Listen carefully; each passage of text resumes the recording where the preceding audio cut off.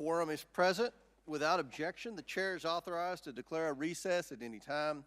Pursuant to Committee Rule 5B and House Rule 11, Clause 2, the chair may postpone further proceedings today on the question of approving any measure or matter or adopting an amendment on which a recorded vote or the yeas and nays are ordered.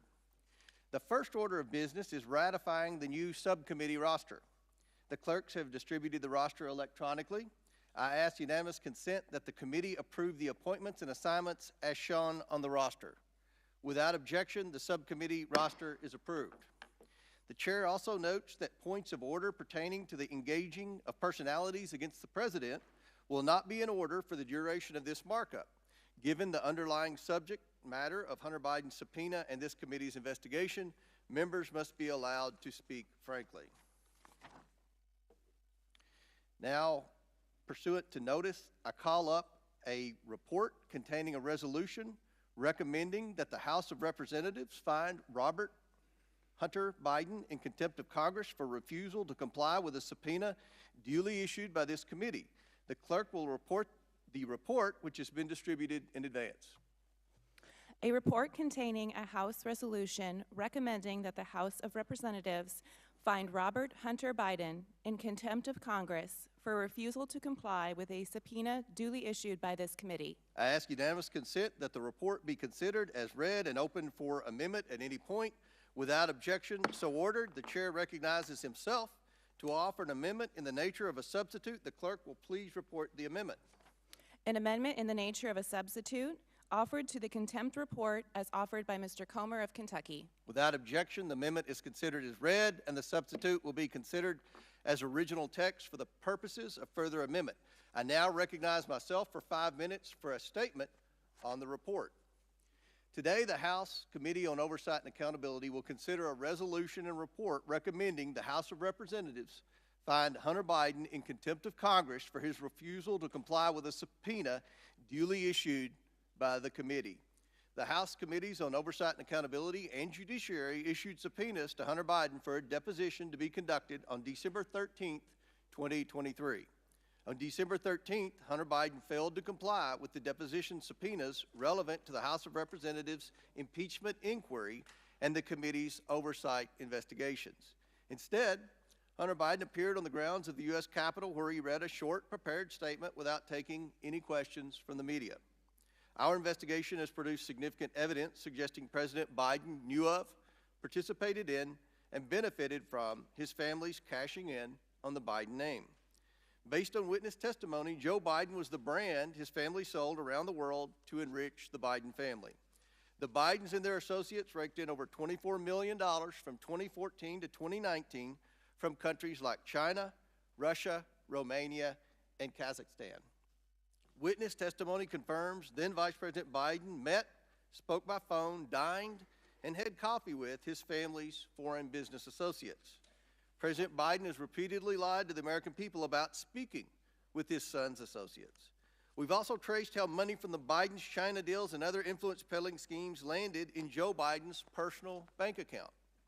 We plan to question Hunter Biden about this record of evidence during our deposition, but he blatantly defied 2 lawful subpoenas. Hunter Biden's willful refusal to comply with the committee's subpoenas is a criminal act.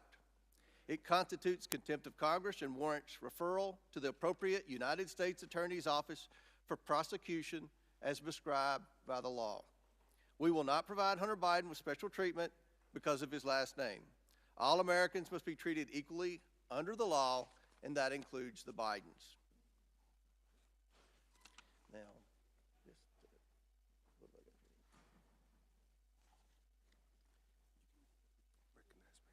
Now, recognize Ranking Member Raskin. Thank you, Mr. Chairman. We believe that everyone subpoenaed by Congress, whether it's Hunter Biden or Jim Jordan or Andy Biggs or Steve Bannon or Scott Perry, should engage in good faith compliance with the committee's requests and the committee's subpoenas. We are here today because the chairman has bizarrely decided to obstruct his own investigation and is now seeking to hold Hunter Biden in contempt after he accepted the chairman's multiple public offers to come answer the committee's questions under oath before the American people. This is at the same time that they stand by the categorical non-compliance of Republican members of Congress, like Mr. Jordan, who have material information about the violent attack that took One place. moment. The cameras cannot be in the well. Cameras cannot be in the well. Cameras cannot be in the well. Yeah. All right, proceed, Mr. Raskin. Thank you. But I was just making the point that our colleagues who are arraigning Mr. Biden today on charges that he has not rendered 100% compliance, allegedly with a subpoena, are standing by Republican colleagues who've rendered 0% compliance with their subpoenas, including Mr. Jordan, Mr. Biggs, and Mr. Perry, when they have material information about the violent attack on the Capitol, the Congress, and the Vice President of the United States on January 6, 2021. In any event, for the last 11 months, the chairman has repeatedly refused offers from Hunter Biden and his attorney to meet with the chairman and his staff and with members of this committee. On February 9th, just one day after the chairman's first letter to Hunter Biden, Mr. Biden's lawyer responded and offered Chairman Comer to, quote, sit with you and your staff, including the ranking member and his staff, to see whether Mr. Biden has information that may inform some legitimate legislative purpose and be helpful to the committee. The chairman never responded. On September 13th, Mr. Biden's lawyer again wrote to Chairman Comer after a Newsmax interview in which the chairman falsely claimed that he never got a response back to his original letter. Mr. Biden's attorney explained the chairman actually never responded to his offer to sit down and discuss the committee's request, but stated that he remained available to have the discussion, but the chairman again completely failed to respond. 2 months later, on November 8th, Chairman Comer and Jordan issued subpoenas to Mr. Biden requiring his appearance for a deposition on December 13th. In the cover letter, the chairman noted, given your client's willingness to address this investigation publicly up to this point, we would expect him to testify before Congress. Throughout the fall, the chairman urged Mr. Biden to come appear at a public committee hearing. On September 13th, on Newsmax, the chairman stated, Hunter Biden is more than welcome to come in front of the committee. If he wants to clear his good name, if he wants to come and say, you know, there weren't 20 show companies, he's invited today. We'll drop everything. On October 31, on a nationwide podcast, the chairman stated, we have mountains of evidence. Now we're ready to bring them in. We're in the downhill phase now because we have so many documents and we can bring these people in for depositions or committee hearings, whichever they choose. For depositions or committee hearings, whichever they choose, and we can ask these questions with evidence. On November 6th, again on Newsmax, our good chairman stated, I will extend that invitation on your show right now, Rob. If the Biden family wants to join Tony Bobulinski in an official oversight committee hearing and answer questions that the American people have, then that invitation's open right now. They can come on in and do that. On November 28th, Hunter Biden, through his lawyer, agreed to Chairman Comer's multiple public requests. He agreed to appear precisely at a public hearing under oath to answer the committee's questions on December 13th. Exactly what our good colleagues, the Republicans who had information about January 6th, never agreed to do. They never agreed to testify anywhere under oath about what they knew. The letter that came in from Mr. Biden embraced the importance of having a public proceeding that, quote, would prevent selective leaks, manipulated transcripts, doctored exhibits, or one-sided press statements, especially in light of the committee's past use of closed-door sessions to manipulate, even distort the facts, Mr. Chairman, misinform the Mr. Chairman, public. I have an inquiry. State your point. Mr. Chairman, don't we have House rules and committee rules regarding subpoenas and then rules about having hearings and having questions with witnesses We that do. must be followed? Mr. Chairman, I'd like to reclaim my Could you time. state the rules, Mr. Chairman? Hold on. We one could second. just interrupt each Mr. other with an Raskin, inquiry? Your time was expired. I'd like to know the rules of the House and our committee. Read them. They're available to every member. The rules state, for a deposition, if that's what you're asking, 3 days' notice, you have to have the stenographer and all of that. So that's. Mr. So Chairman, just to All clarify, right, we can't have someone Mr. just Raskin's walk time's in. expired. Mr. Chairman, point of Do any inquiry. other members wish to be heard? Mr. Chairman, point of inquiry. Mr. Chairman, I did endure multiple interruptions in my opening. Could I finish? Would that be all Well, right? you went over your 5 minutes, but I'll give you 30 more seconds. Okay. The chairman refused to take yes for an answer from Hunter Biden. Instead, on December 1, they pulled a bait and switch. They changed the terms of their request. They rejected his offer or his acceptance of their offer and insisted that he now come in and sit for a secret closed-door deposition. On December 6th, Hunter Biden's lawyer reiterated that Hunter Biden was willing to accept the chair's original request and once again offered to appear on December 13th or any other date in December to answer any question pertinent and relevant to the subject matter. He again raised concerns about closed-door sessions. That's what brings us to today, Mr. Chairman. He has materially, substantially, in good faith complied with what your requests were. He complied with the subpoena. We Your would have time's expired. We Do would have any- loved that. Do kind any of other members compliance. wish to be heard? Mr. Chair Chairman. recognizes Ms. Mace from South Carolina. Thank you, Mr. Chairman, Chairman Comer. First of all, my first question is, who bribed Hunter Biden to be here today? That's my first question. Second question, you are the epitome of white privilege, coming into the Oversight Committee, spitting in our face, ignoring a congressional subpoena to be deposed. What are you afraid of? You have no balls to come up here and... Mr. Chairman, point of inquiry.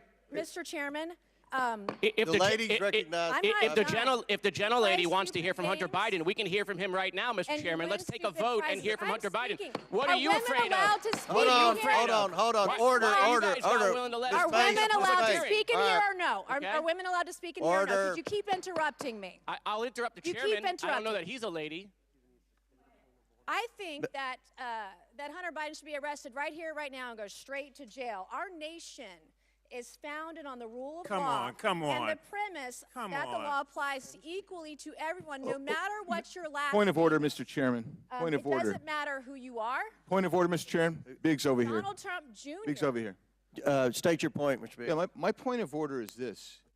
Are we going to continue on with this blatant interruption? This is absurd and inappropriate. I intend to give my statement. I don't intend to have anybody interrupted. I'm not going to interrupt your statements. I think you should have decorum and courtesy and don't act like a bunch of nimrods. You just interrupted a woman. And that's five, I got permission. Can we I did- agree everyone has Mr. 5 Chairman, minutes? Can we agree? Point of order again. The assertion that I interrupted was absolutely false. That's typical of the gentleman who spoke it. I got permission to speak from the chairman. I spoke. I was interrupted yet again by the gentleman who doesn't choose to go through the chair and follow proper order. I encourage us, I think if we're going to have any respect at all, we need to have proper decorum. Well, well said, well said. I'd like to finish. The rules are everyone's going to be recognized for 5 minutes. Anyone that wants to be recognized will be recognized for 5 minutes. Ms. Mace has 4 minutes and 13 seconds left. Chair recognizes Ms. Mace. It does not matter who you are, where you come from, or who your father is, or your last name. Yes, I'm looking at you, Hunter Biden, as I'm speaking to you. You are not above the law at all. The facts in this case are crystal clear. This committee used and issued a lawful subpoena to Hunter Biden, a critical witness in this committee's investigation into Biden family corruption. Hunter Biden and his lawyers did not claim privilege of any kind because clearly he has none. They didn't contest the legitimacy of our reasons for issuing this subpoena, no reasons, because they clearly are legitimate. And yet, members, Donald Trump Jr., he did not defy a congressional subpoena. He showed up multiple times for multiple depositions for several hours. In doing so, you know, Hunter Biden broke the law. He did so deliberately. You did so flagrantly. You showed up on the Hill, on the Senate side, the day of that congressional subpoena to defy it and spit in the face of this committee. That's what you did. The question the American people are asking us is, what is Hunter Biden so afraid of? Why can't you show up for a congressional deposition? You're here for a political stunt. This is just a PR stunt to you. This is just a game that you are playing with the American people. You're playing with the truth. Hunter Biden wasn't afraid to sell access to Joe Biden to the highest bidder when he was in elected office. He wasn't afraid to trade on the Biden brand, peddle influence, and share those ill-gotten gains with members of his family, including Joe Biden. He wasn't afraid to compromise the integrity of the presidency and vice presidency by involving Joe Biden in shady business deals with our foreign adversaries. But Hunter Biden, you were too afraid to show up for a deposition, and you still can't today. I believe that Hunter Biden should be held completely in contempt. I think he should be hauled off to jail right now, because it wasn't long ago, too, my friends on the other side of the aisle, that you also believed in the power of a congressional subpoena. Not long ago at all. You believed in holding those who refused to comply with a congressional subpoena accountable. And I stood with each and every one of you. I am the only member in this room today who has held a member of my own party in contempt of Congress for not showing up for a subpoena. And I see nothing but complete hypocrisy on the other side of the aisle. The ranking member of this committee even so eloquently put it, the lesson is, please tell your children out there in America, if you get a subpoena to go before Congress, go. You have a legal responsibility to do so. So the hypocrisy is stunning. What are we to tell our children today? There's nothing the other side can say with a straight face. As the only member of this committee to vote to hold a member of contempt of my own party, let me be clear, this should not be a partisan issue. If Congress issues a subpoena, you show up, period. This is not a responsibility we take lightly. It brings no joy for us to do this, but the president's son broke the law and must be held accountable in the same way anybody else would. I urge my colleagues on both sides of the aisle to do so. And my last message to you, Hunter Biden, you play stupid games, you win stupid prizes. Will the gentlelady yield for a question? Will the gentlelady yield? Will my friend yield from South Carolina? Sure.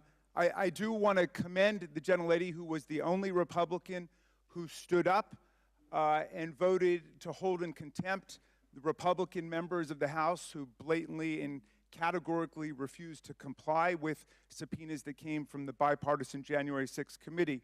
I would like to ask my friend, Ms. Mace from South Carolina, whether she's aware of all the case law which says that the committee has to engage in good faith interaction with the witnesses they've called, and they're supposed to arrive at a solution. And what do you think about the fact that the chairman on multiple occasions gave this witness the opportunity to come before the full committee, and he agreed to that? We issued a congressional subpoena, and I know with your constitutional law background, you know exactly what that means, and he should have showed up. And because of your vote and because of your statements, you should be voting to hold this man in contempt of Congress today, right now, if you're going to be consistent on your own policies and your own words. Gentlelady's time's expired. Chair recognizes Mr. Moskowitz for 5 minutes. Thank you, Mr. Chairman. It's good to see you after a long break. So I'm listening to the gentlelady from South Carolina about the witness being afraid to come in front of the committee. It's interesting. He's here. He doesn't seem to be too afraid. In fact, for some reason, the chairman, who on multiple occasions invited the witness to come on TV, so apparently the chairman wants to pretend like his statements on television or in interviews don't matter, but it didn't happen once, it didn't happen twice, it happened multiple times. The chairman said the witness can choose whether to come to a deposition or to a public hearing in front of the committee. The witness accepted the chairman's invitation. It just so happens the witness is here. If the committee wants to hear from the witness and the chairman gave the witness that option, then the only folks that are afraid to hear from the witness with the American people watching are my friends on the other side of the aisle. I don't know if there's a proper motion, Mr. Chairman, but I'll make a motion. Let's vote. Let's take a vote. Who wants to hear from Hunter right now, today? Anyone? Come on. Who wants to hear from Hunter? Motion's out of order. No one. So I'm a visual learner, and the visual is clear.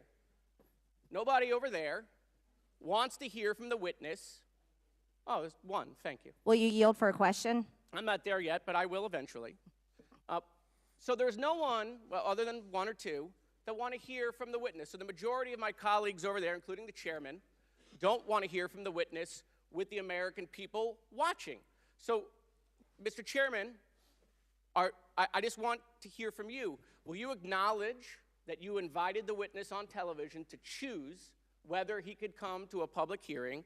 And do you stand by your words, or do you renege that invitation to the witness? To answer the question, I've said repeatedly, after the deposition, Mr. Biden can come in front of a public hearing. Mr. Chairman, I don't want to play the video, but that is not what you said on television multiple times. We have the quotes. We can put them up. You said the witness can choose between a deposition Listen, or... Mr. Moskowitz, Mr. Biden doesn't make the rules. We make the rules. No, Mr. Chairman, you make the rules. And the rule you made is that he can choose. The rule is... Those were your words, reclaiming my time. He was issued 2 lawful subpoenas. Reclaiming my time, Mr. Chairman. No, you issued those subpoenas after he took you up on your invitation to come, and then you were like, oh, no, oh, my God, what did I do? I invited him to come so the American people can hear his side of the story. I put my foot in my mouth, so now I must bury him in the basement where we can decide what we're going to release to the public so that we can continue to tell that story. Mr. Chairman, you have said multiple times that this is not about Hunter. It's about Joe Biden. And even this morning on Mornings with Maria, she asked another simple question, the question you have been asked multiple times, which is, do you have evidence to impeach the President of the United States? Before you said, I hope so. Today you said, I think so. And the answer is, you don't. And you still don't. And so we continue to be here and have these charades. To my colleagues who talk about lawful subpoenas, I appreciate the gentlelady from South Carolina who voted to hold people in contempt. Listen, I'll make this bipartisan. I'll vote for the Hunter contempt today. You can get my vote. You can get my vote. But I want you to show the American people that you're serious. Here is the subpoena to Representative Scott Perry, who did not comply. I'd like to enter this into the record. Here is the subpoena to Mark Meadows. I'd like to enter this into the record, who did not comply.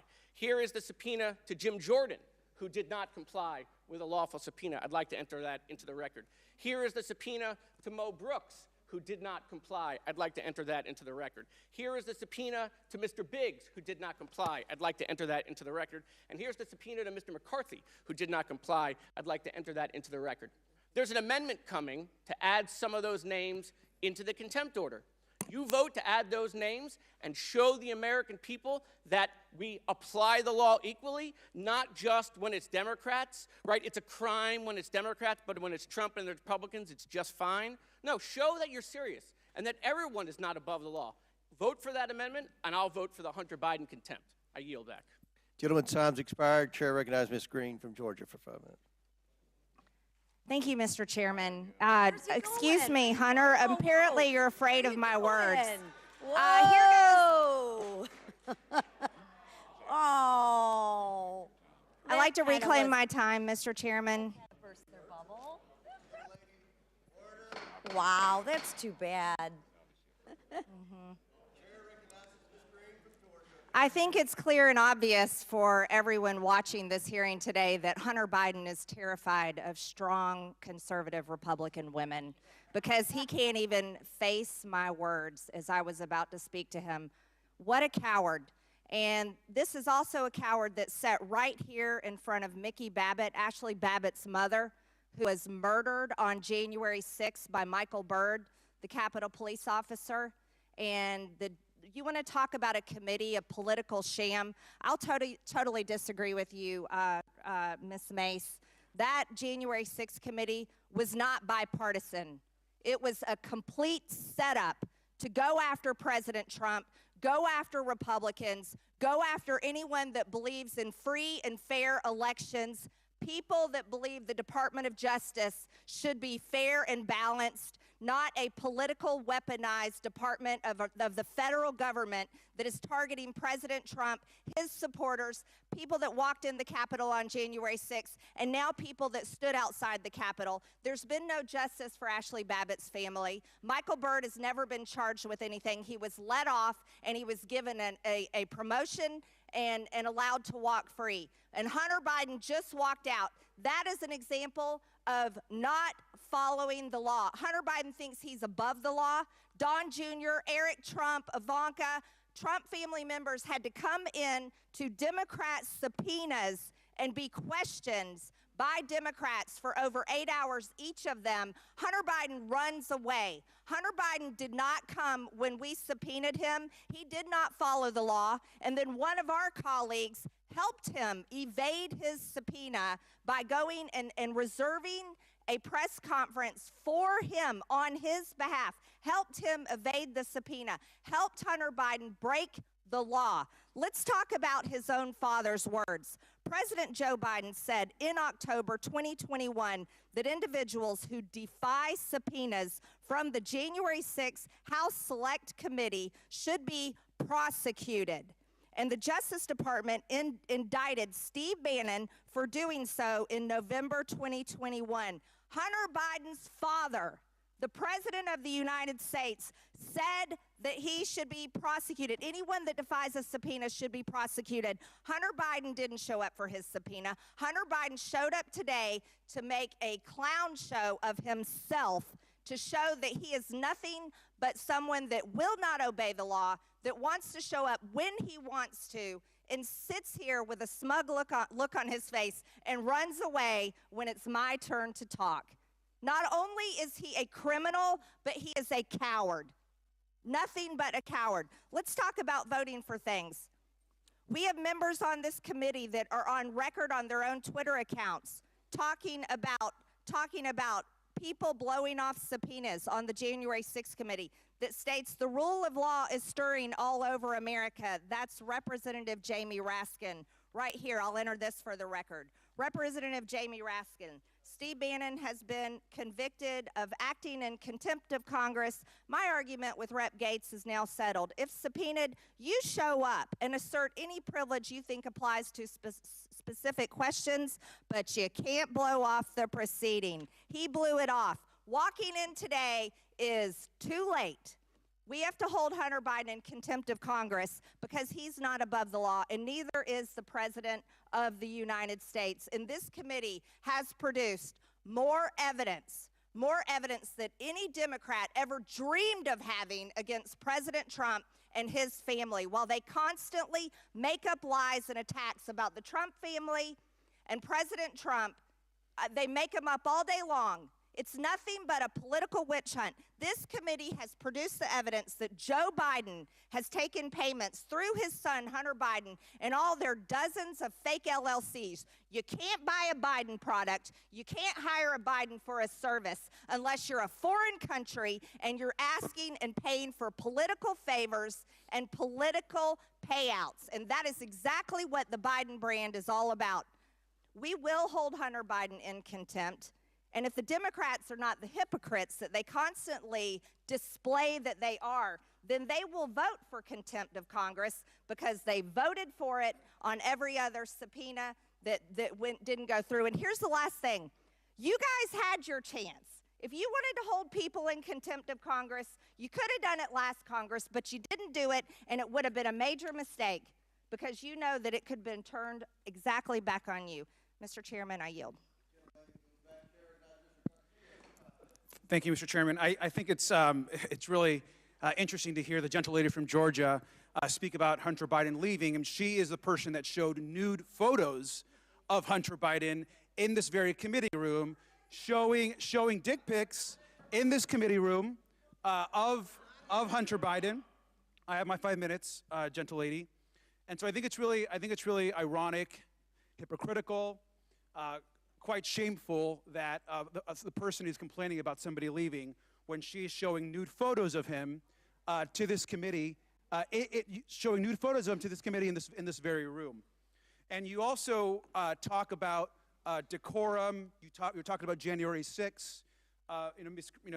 Ms. Green, I was there with you when we went to the January 6th jail, and when you were hugging, high-fiving, talking to, and providing so much comfort and joy to the insurrectionists that attacked our Capitol. And you were insurrectionists that attacked our Capitol. You were hugging and giving them all the support that Mr. Chairman, that you the could. gentleman has the time. Stop the clock. Chair recognizes Mr. Garcia. I'd like to continue You have 3 minutes and 50 seconds. My 5 minutes. And I just want to remind everyone, that this is, again, about the Donald Trump revenge show. We're here today, and the majority is doing this hearing because this is all about Donald Trump and trying to make sure they do everything they can to support him. For weeks, we as Democrats and Republicans and the chairman demanded a public hearing, and I agree with Mr. Moskowitz. Yet, Mr. Chairman, you have denied it. We want a public hearing. If we need to take a vote or ask unanimous consent, we should hear from Mr. Biden today. That's what the public demands. Democrats are united. We like to see the same thing. And I'd like to see a vote to actually have Hunter Biden actually, with unanimous consent, do actually a hearing and address us today, if possible. Would my friend yield? Yes. Thank you. Well, the fact of the matter is, Mr. Biden showed up this morning and was willing to show up weeks ago to appear at a public hearing, which he was led to believe was his option. And today is all about a combination of chutzpah and delusional theory. We just heard some of the delusional theory from the gentlelady from Georgia.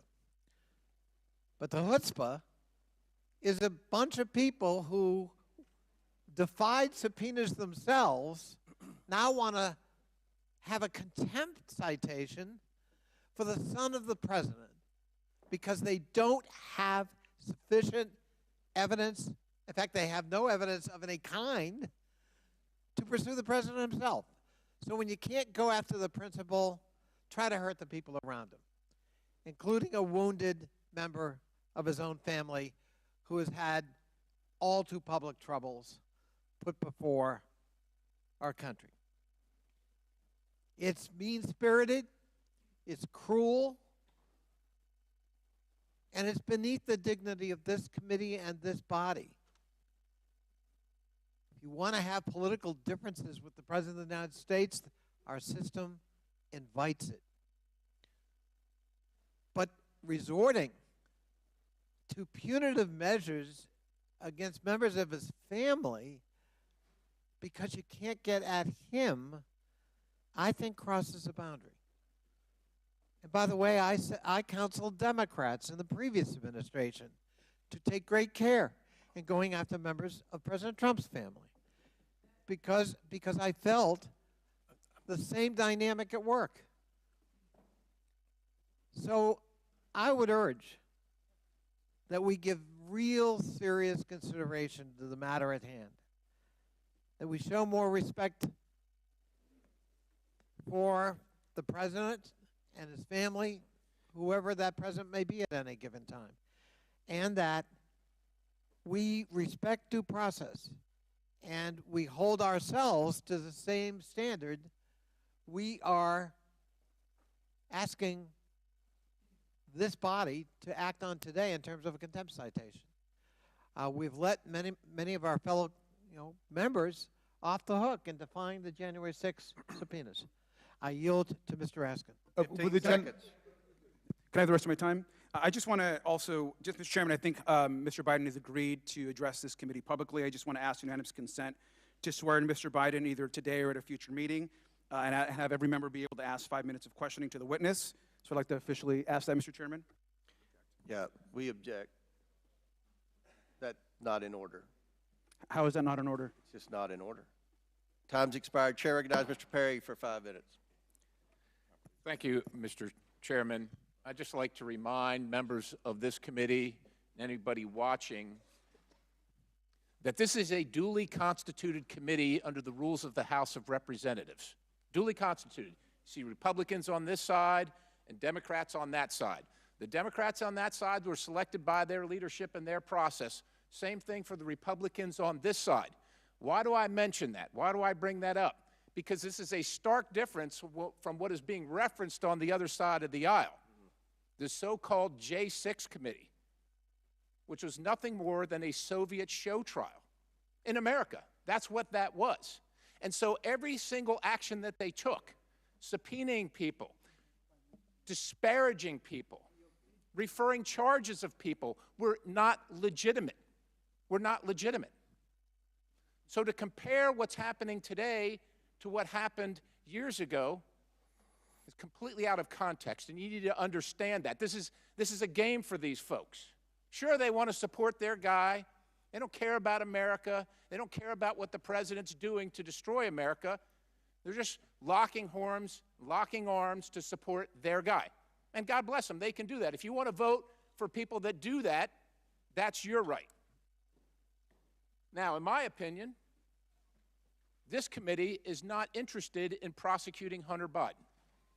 We're not interested in that.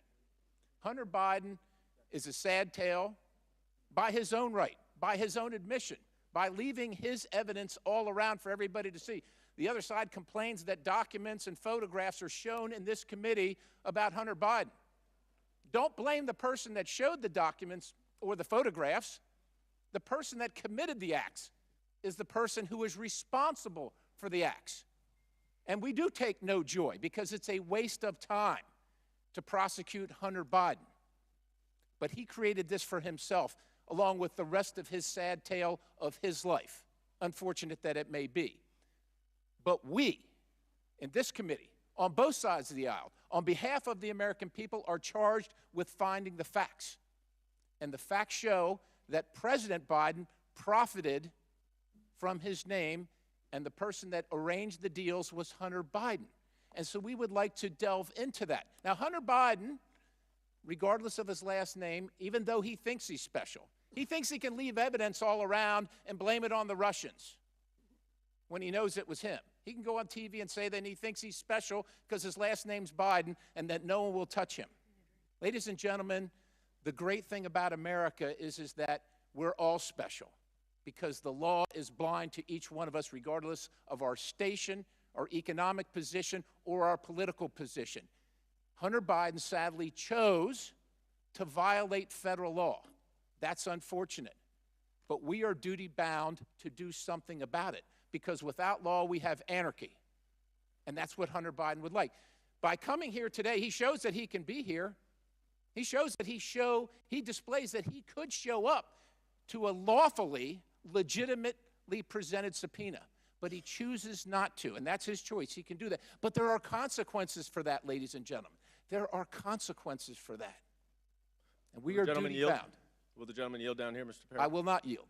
We are duty-bound. We are duty-bound to pursue the consequences of that so that the American people can trust in the system of justice in the United States of America, which they do not right now. They don't trust in it, nor should they, because this side of the aisle has made a mockery of it for the last 3 years and beyond that. Will the gentleman yield for? I will not yield. Mr. Biden is not special. He was given a subpoena. He should have appeared. He chose not to. We have no choice. We have no choice if we are to uphold our oath to uphold and defend the Constitution of the United States. We have no choice except to refer charges and find Hunter Biden in contempt. His choice. That was his choice.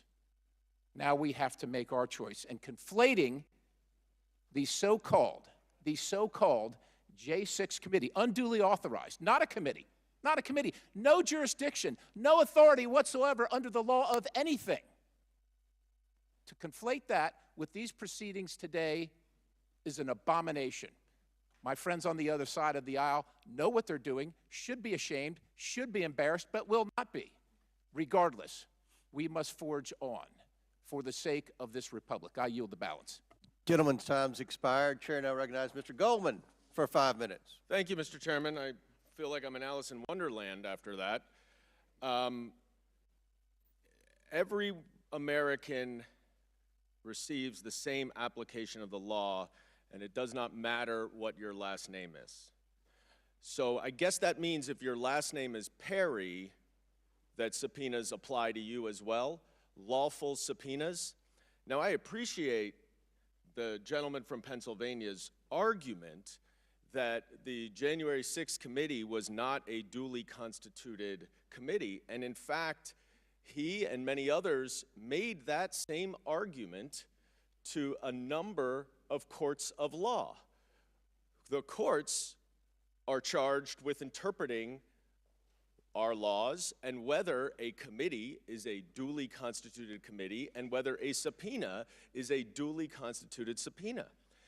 And even though my friend from Pennsylvania may not like the fact that a neutral judge, multiple judges in fact, didn't agree with him, it still remains the law of the land, not what Mr. Perry says, not how I would interpret the January 6th committee, but how every single court of law interpreted it and said it was a validly constituted committee, and every single subpoena issued by that committee was a duly authorized lawful subpoena, no different than the subpoena to Hunter Biden. Will the gentleman yield for a question? No, unfortunately, sir, you did not yield to me, so I will not yield to you. The fact of the matter is that subpoenas should apply equally.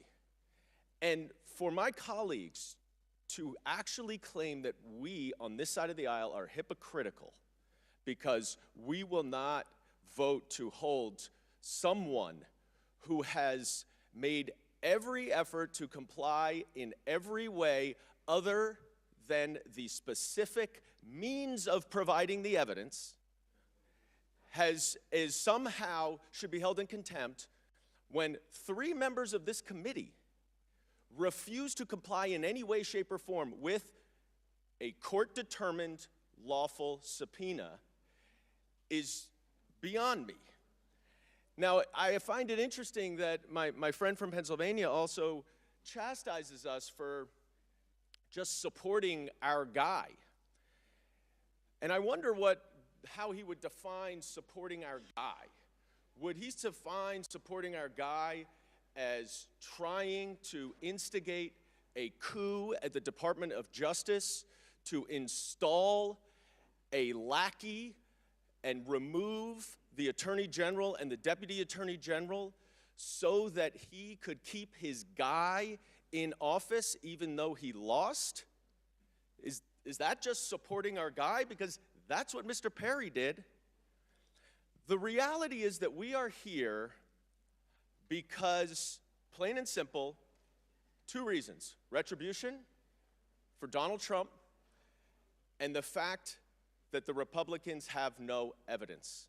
And you will hear them talk about evidence. You will hear them say, we have so much evidence, we have so much evidence. And we're going to get into some of these details as we go forward. But the reality is that you have been moving the goalposts the entire time because you cannot make any connection, notwithstanding all of your false statements, to the president. So instead, let's subpoena Hunter Biden. Because what we will expect is that he won't testify, or that he'll take the 5th Amendment because he's under criminal indictment. And then we get to say, aha, all of our specious allegations must be true because if they weren't, he would come here and testify. Well, he called your bluff, and now you're scrambling. Will the gentleman yield to a question? No, I will not. And now you're scrambling. You sure? Now you are desperate to find anything to divert attention away from your abject lack of evidence connecting President Biden to any business venture of Hunter Biden's, to any wrongdoing. So we're going to hold us here on a contempt hearing because you don't want to see him testify in public. You just want to be able to filter his testimony in closed-door testimony as you have been doing this entire Congress. Will the gentleman yield? I will yield to my ranking member. Thank you. Thank you. The District Court for the District of Columbia, Judge Kelly, obliterated the argument that Time's Mr. expired. Chair that the gentleman recognizes from Pennsylvania made. Mr. Biggs for 5 minutes. Thank you, Mr. Chairman. At the risk of taking the bait, which is all this is, it's laying a little bait and might be just too attractive for me, so I got to get in on it, maybe just a little bit. I'm intrigued by the assertions of my colleagues who claim that the Hunter Biden violation of the subpoena scenario is the same as issuing subpoenas to 4 members of Congress. I'm intrigued by that. I really am. It's interesting. Had the illegitimate J6 group decided to enforce its dubious subpoena against me, my counsel was prepared to argue that service of that subpoena was insufficient. And so asserted to counsel for the J6 committee.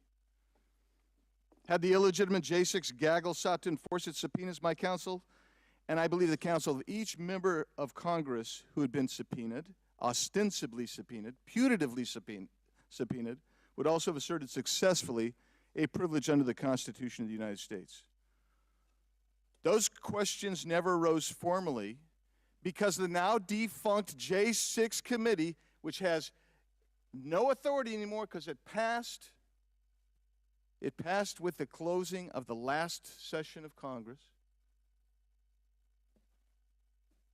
I think that cabal surely understood that its tenuous claims, how tenuous its claims were, and chose not to try and enforce its questionable subpoenas.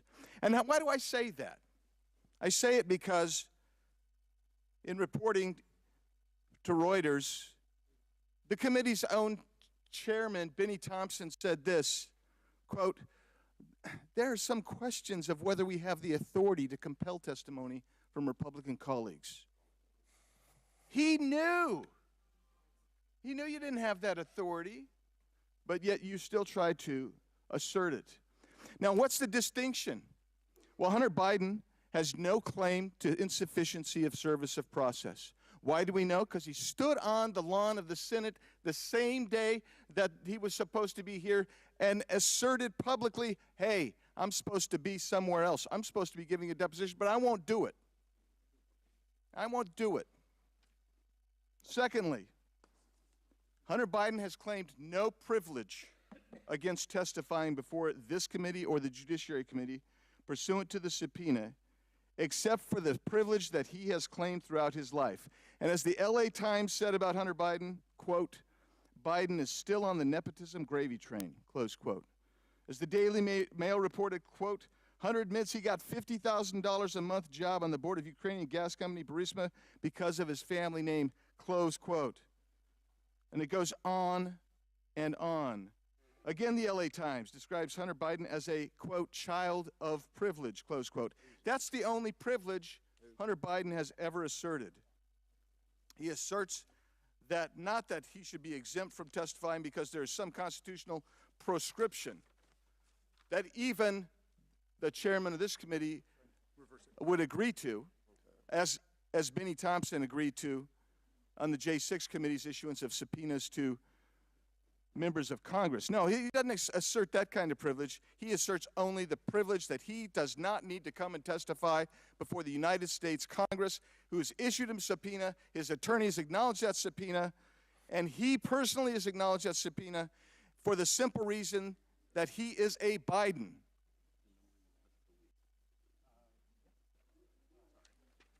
So, where are we? Merrick Garland has authorized pursuing Republicans for contempt of Congress. He must also authorize prosecution of Hunter Biden. Failure to do so on the part of the Attorney General will show his contempt for Congress as well. But it will show even greater contempt for the American people who now recognize the weaponization of the federal government and the two-tier system promulgated by Democrats. Mr. Chairman, to Mr. Thompson's, to former Chairman Thompson's questioning of his own authority to actually issue subpoenas to members of Congress, Chairman Jordan requested legal analysis and authorities. But Chairman Thompson never responded. That committee could have pursued contempt if they thought there was valid subpoenas issued and a warranted contempt citation. They chose not to. Their authority expired, and ours is not expired. We should issue contempt. I yield back. Gentleman yields back. Chair now recognizes Mr. Conley. Thank you, Mr. Chairman. 3 names: Jordan, Perry, and Biggs. Not a law firm. 3 members of this body who defied a legitimately issued subpoena upheld by courts of law. I think it's really important to remember that when the word hypocrisy is thrown around by some of our friends on the other side of the aisle. The other thing I think that's really important, before I yield to the ranking member, Mr. Biden, Hunter Biden, knows that if he appeared in camera, in secret, to be deposed, Republicans would cherry pick what he said and leak it. He preferred sunshine.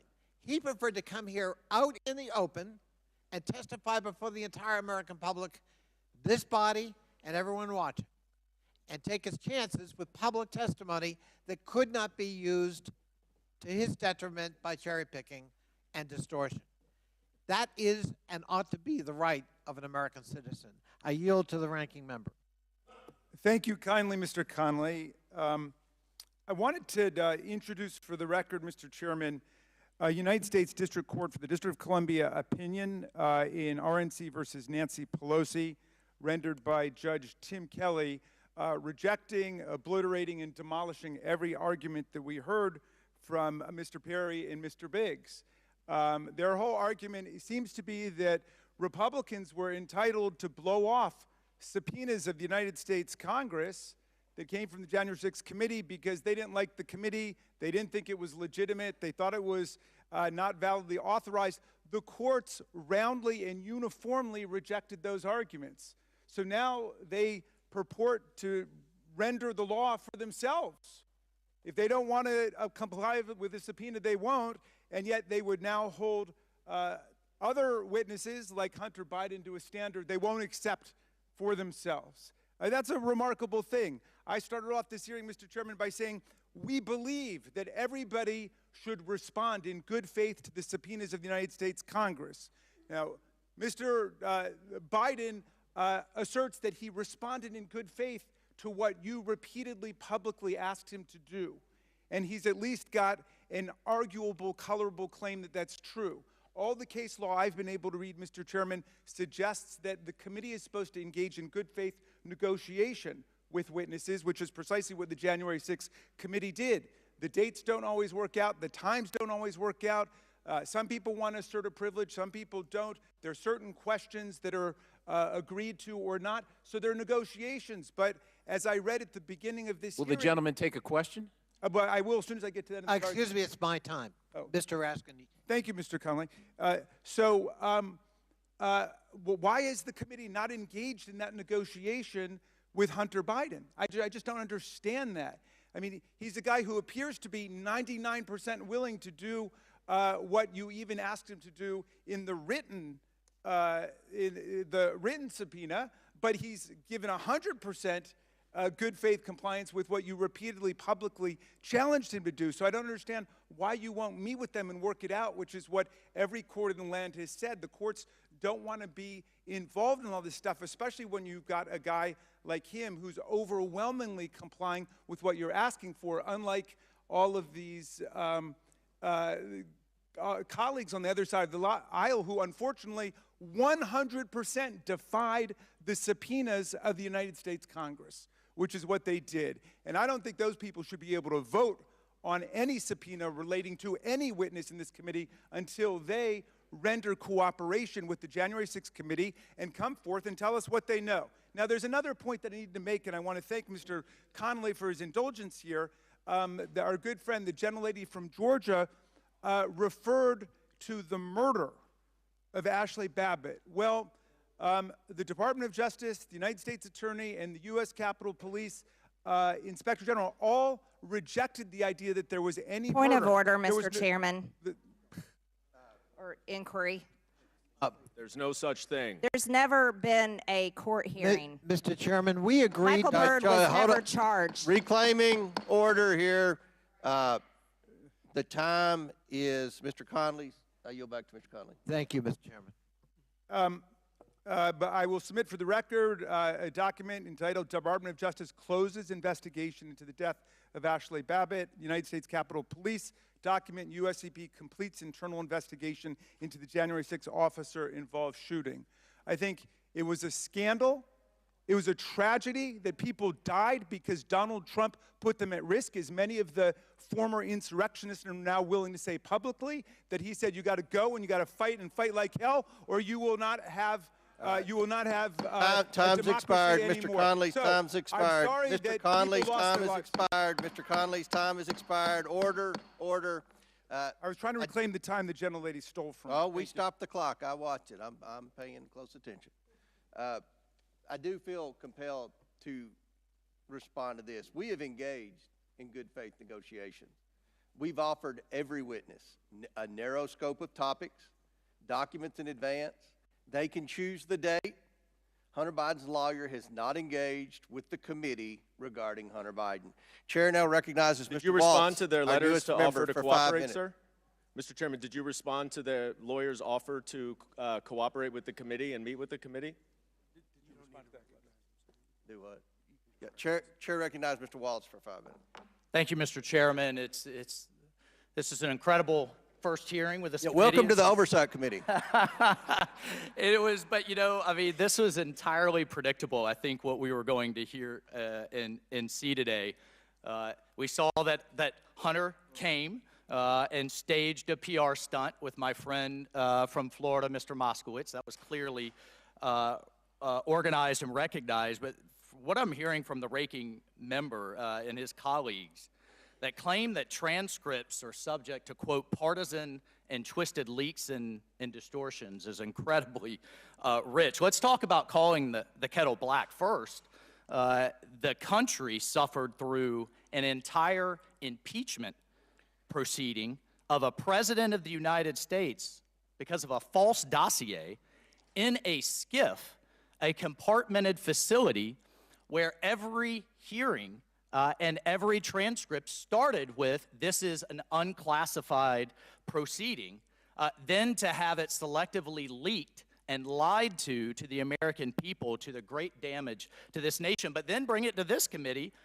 Because I'm new, I watched yesterday as committee Democrats continued to spin false narratives, several of which went out just yesterday as interviews were ongoing with Hunter Biden's art dealer, which is rich in and of itself, that Congressman Golden on the other side of the aisle went to the press during the interviews and spun a narrative while it was going on, but he conveniently omitted that 70% of the art buyers were Biden donors.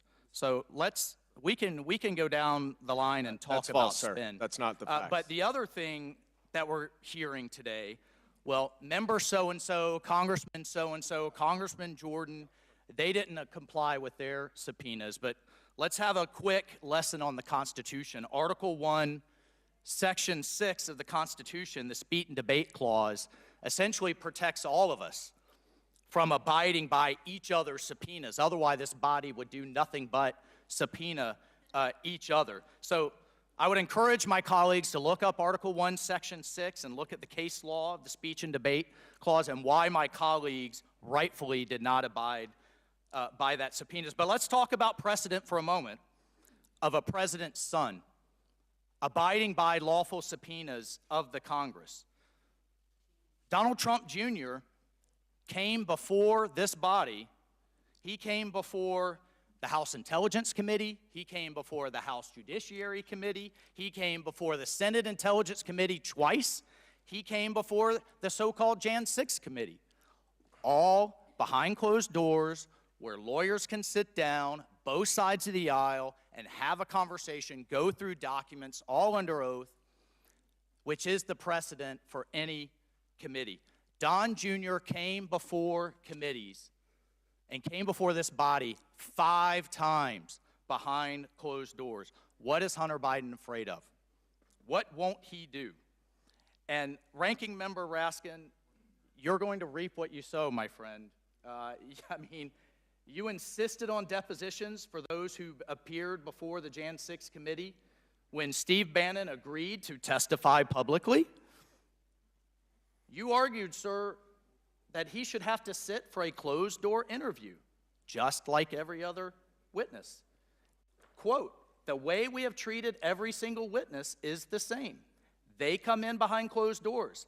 They talk to the committee there."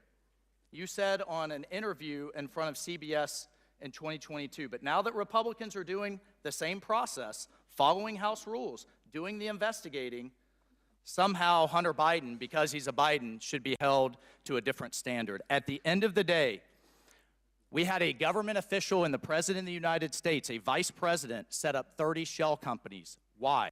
What product did those companies sell? Nothing. Vice President Biden was charged with 2 countries in his portfolio, China and Ukraine.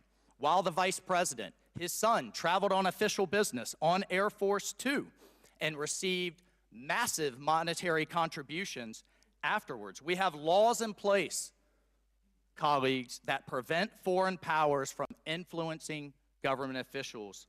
Were policies changed as a result of the dinners, the calls, the text messages that we know President Biden engaged in through his son? We have a duty to get to the bottom of it. We will reference this contempt, and we will see if the Attorney General will uphold a fair standard of the law. The time's up, Mr. Chairman. And prosecute Hunter Biden. Time's Thank you, expired. Mr. Chairman. Chair now recognizes Ms. Crockett for 5 minutes. Okay, all right. So we love the Constitution today, and we also want to talk about foreign money coming in. Have y'all seen the report that was just produced where this chairman decided that he was going to block this committee from receiving additional information about y'all's guy, Trump, and all the money that he took? From what we did receive, we know that Trump got almost $6 million that we can account for, and we know that there's more there. From China specifically, we found almost $8 million total that he accepted from foreign governments while he was serving as the president of these United States. But we're concerned about the president's son who has not been involved in his administration. I just want to run it back, though, to the very beginning, because this is something that I just can't get over. I can't get over the gentle lady from South Carolina talking about white privilege. It was a spit in the face, at least of mine as a black woman, for you to talk about what white privilege looks like, especially from that side of the aisle. And let me quote your now ousted speaker and what he had to say about the Republican Party and y'all's lack of diversity. When you look at the Democrats, they actually look like America. When I look at my party, we look like the most restrictive country club in America. So let me tell you something. Y'all don't know what white privilege looks like, but I'm gonna show you a little bit of something. You see, you want to talk about a 2-tier justice system, and this is the only time that y'all have ever referenced it, when this country has a history when it comes to black and brown folk of having 2 separate sets of rules. And right now what you want to do is have 2 separate sets of rules because Mr. Moskowitz offered y'all a fair situation. He said he would vote for Hunter to be held in contempt if y'all voted to hold all, even if you remove all of the members of Congress. There's still other people that y'all haven't decided that y'all have excuses for, but y'all don't want to hold them in contempt. But for some reason, it makes sense to hold Hunter Biden in contempt, who has tried to comply. And let me tell you why nobody wants to talk to y'all behind closed doors, because y'all lie. That's just the bottom line. You have done it thus far in this investigation. You have done it this far as it relates to this committee. In every single hearing, y'all spin, spin, spin. I don't know how y'all are still standing right now, because you should be quite dizzy from all the spinning that you're constantly doing when it comes to spinning the truth. You talk about free and fair elections, but you back a guy who we know tried to steal the election. And this isn't about what Democrats have to say. Let me remind you, for those of you that don't know how the justice system works, it's not a matter of the president went in and indicted Trump, but we are talking about grand juries. Grand juries are comprised of American citizens and people that have entered pleas of guilty that will be flipping on your leader in a minute. They are Republicans. I do want to point that out. And half of them were Republicans that were handpicked by Donald Trump himself. So, to be clear, whatever happens to your little leader, it's going to be because of the actions that he took. So you can talk all you want to about how January 6th was nonsense, but all of y'all were running at that time. Y'all were grabbing y'all's gas masks and y'all were running to your offices because you didn't know if they were coming to kill you. You should have cared that somebody was there to protect you, but instead you want to play games because you found out that it was your leader that decided that he wanted to propagate an insurrection on our country. So don't tell me that you care about the Constitution, because you don't. All you care about is Trump getting reelected, and I'll yield the last of my time to my leader. Thank you very much, Ms. Crockett, for your eloquent and powerful and irrefutable remarks. I'd like to just add a couple of points to what you've said. On January 6th, Senator Ted Cruz described it as terrorism. They later came to attack him during their revisionist, Orwellian, Stalinist attempt to rewrite history.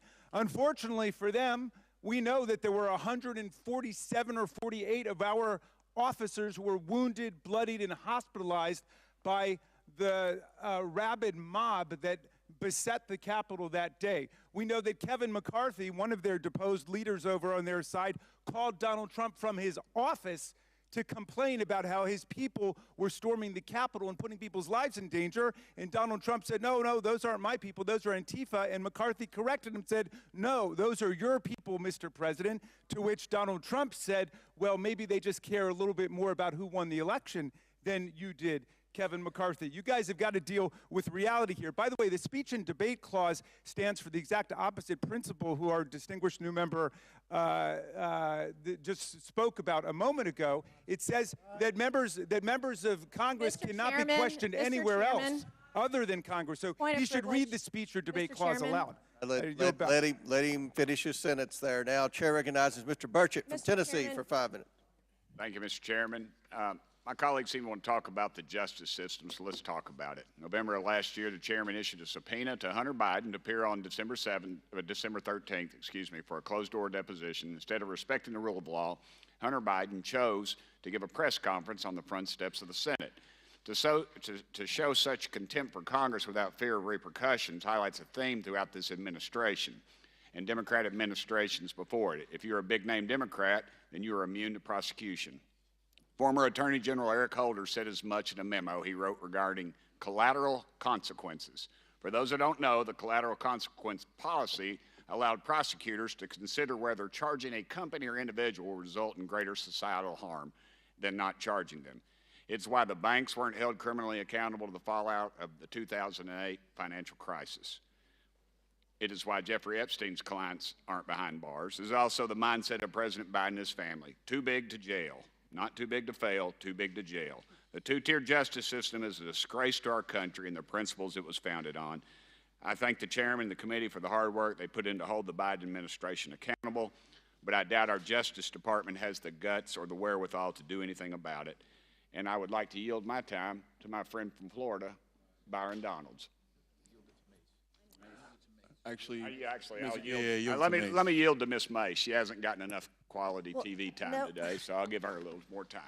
Thank you, and then I'll yield to my colleague from Florida as well. I'm going to try to be quick here because I was accused by my colleague on the other side of the aisle about my white privilege. I want to say, number one, as the former ranking member of the Civil Rights Subcommittee under Chairman Raskin last session, I take great pride as a white female Republican to address the inadequacies in our country. I come from a district where rich and poor is literally black and white, black versus white on most days. My largest jail in my district, which is the largest jail in the state of South Carolina, has had 7 or 8 deaths in the last 2 years. And I was there with our black and African American council members trying to get the right thing done. And I come from a district where black men have been killed by law enforcement, tased to death in our jails, and I've stood with those black families because I know the differences that they see day to day in their life, and I try to do the best that I can. I come from a district where the first African American, first black man in the U.S. House of Representatives was Joseph P. Rainey, represented my district back in the 1800s with that. The last black member of the U.S. House of Representatives before Reconstruction came from South Carolina, George P. Murray. The black man, former slave, and entrepreneur who founded the Republican Party in South Carolina, one of the founding members was named Robert Smalls, who commandeered a Confederate ship and gave it to Union soldiers and served his country admirably in the process. In my district, it was Harriet Tubman, and you can see it in the movie Harriet, who rescued more than 700 slaves in one night in Beaufort County, South Carolina. So I am very well aware of our rich history and try to recognize it as best as I can in the position that I have, and I resent the fact that you're going to throw that in my face up here. I'm one of the few people that you'll see on my side of the aisle trying to do the right thing for the right people every single day, and I would like to yield the remaining balance of time to my colleague from Florida. This has been a very interesting hearing. Mr. Waltz, welcome to Oversight. Yes, it usually gets like this. Look, let's be very clear. This isn't about Hunter Biden's white privilege. It's about Hunter Biden's Democrat privilege. Because Donald Trump Jr. showed up for 5 congressional subpoenas. There was never this circus where he was subpoenaed by House Democrats and he showed up on the Senate side or showed up at the White House to answer in some fake, phony, lame press conference, not actually going to the House and doing what he was compelled by a subpoena to do. Hunter Biden did that. And then he has the unmitigated gall to show up here when we know that we're going through actually the legislation for contempt, with, by the way, Mr. Chairman, we should actually get to the legislation of contempt. The speechifying is great, but let's do our business, members. He has the gall to come here, show up, and then when the Democrats are saying, hey, he wants to speak, he leaves. This is a joke. This is a farce. The man has been subpoenaed by Congress. Oh, and by the way, the January 6th committee, Mr. Raskin, which you did sit on, by the way, that was not a normally ordered committee of Congress because Nancy Pelosi did not want the Republican members that then Leader McCarthy put up. According to the courts, it was. My time, sir. Will you yield for a correction? I was respectful of your time. I didn't say anything. So, ladies and gentlemen, let's move forward with our business. He should be held in contempt. There was a subpoena. He did not answer it. Any other American will be held in contempt by Congress. Any other. This is Democrat privilege of the highest order. Let's do our jobs. I yield. Gentleman yields. Chair now recognizes Ms. Ocasio-Cortez from New York. Thank you, Mr. Chair. Just to address briefly, quickly, that moment about privilege and all of this that we're seeing here. It was a very beautiful speech by the gentlelady, who, as she mentioned, was helped lead on the now majority side, the Civil Rights and Civil Liberties Subcommittee. But I think it's so exemplary of the point that she also oversaw the elimination of the Civil Rights Subcommittee on this committee, which really kind of gives the whole game away. We show up, we give speeches, we give flowery words, but at the end of the day, participate in the structural erosion of the rights and representation of people that are marginalized, women, people of color, people that just need to see their due process and civil liberties protected in this country. But I will move on. As also the Republican side had mentioned in their many raisings of the January 6th committee, that it's not just Hunter Biden, you, me, any individual subject to equal treatment under the law, to be held up to accountability under the law, but it is also these committees and this committee that is subject to oversight and law. We must comply with the law here as well. Now, I may be one of the very few people that actually believes in Congress, in this country. But I do, and many of us do here. And we have an obligation to engage in good faith participation to execute and comply with the subpoena. The chairman said in front of the country several times to Hunter Biden, you can show up here in front of the world, in front of the public. Hunter Biden took him up on that offer. He said, I will show up in public. I will show up in public. He showed up here today. He showed up here in the past. And Mr. Chairman, I know you do your best with what you've got, but you've got members here that have submitted falsified evidence to the record. You have members here that have submitted and mischaracterized closed-door hearings, and people want to say back and forth at the end of the day. It doesn't matter what party it's happened from. You've got members who've engaged in revenge porn in this committee. So it is understandable why Hunter Biden would want to testify in front of the public for the American people to be able to witness that testimony for themselves. You've got members who've defied subpoenas. You've got members who we are 1 year into the term asking what the rules are at the beginning of the committee. The book was given to us on day one. And so what we should do is allow the man to testify. I believe in the power of the Oversight Committee. Frankly, I believe in it regardless of whether Republicans or Democrats have the chair, because I believe that this committee should have the power of oversight, and we cannot do that on a partisan basis. And so for that, I implore this committee to allow Hunter Biden to testify publicly. I implore and I ask for that to happen. And we cannot do that by getting engaged in this back and forth on a defiance of the subpoena. Let him comply. Let him do it today. Let him do it tomorrow. But let the man do it.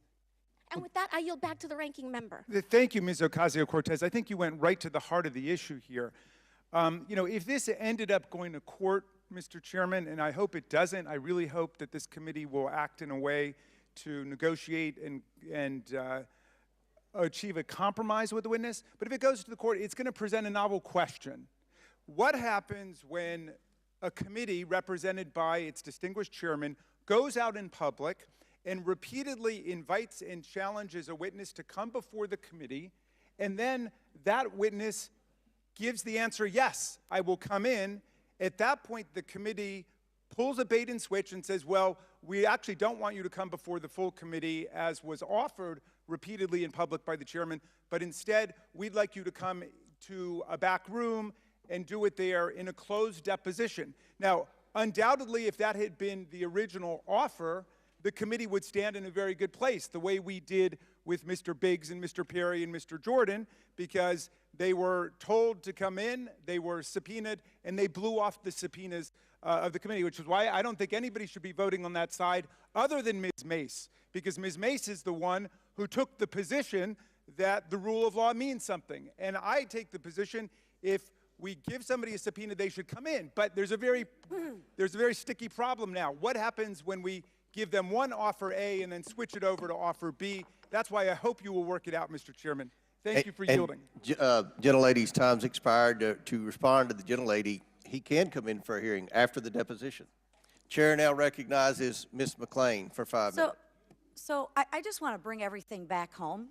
This hearing is a contempt of Congress hearing for Hunter Biden. It's not about January 6th. It's not about Mr. Perry. It's not about white privilege. It's a contempt of Congress hearing about Hunter Biden. Although I appreciate the diversion tactics, like my colleague from Florida said, let's get back to our business, which is actually the contempt of Congress. I also want to thank my colleague, Ms. Cortez.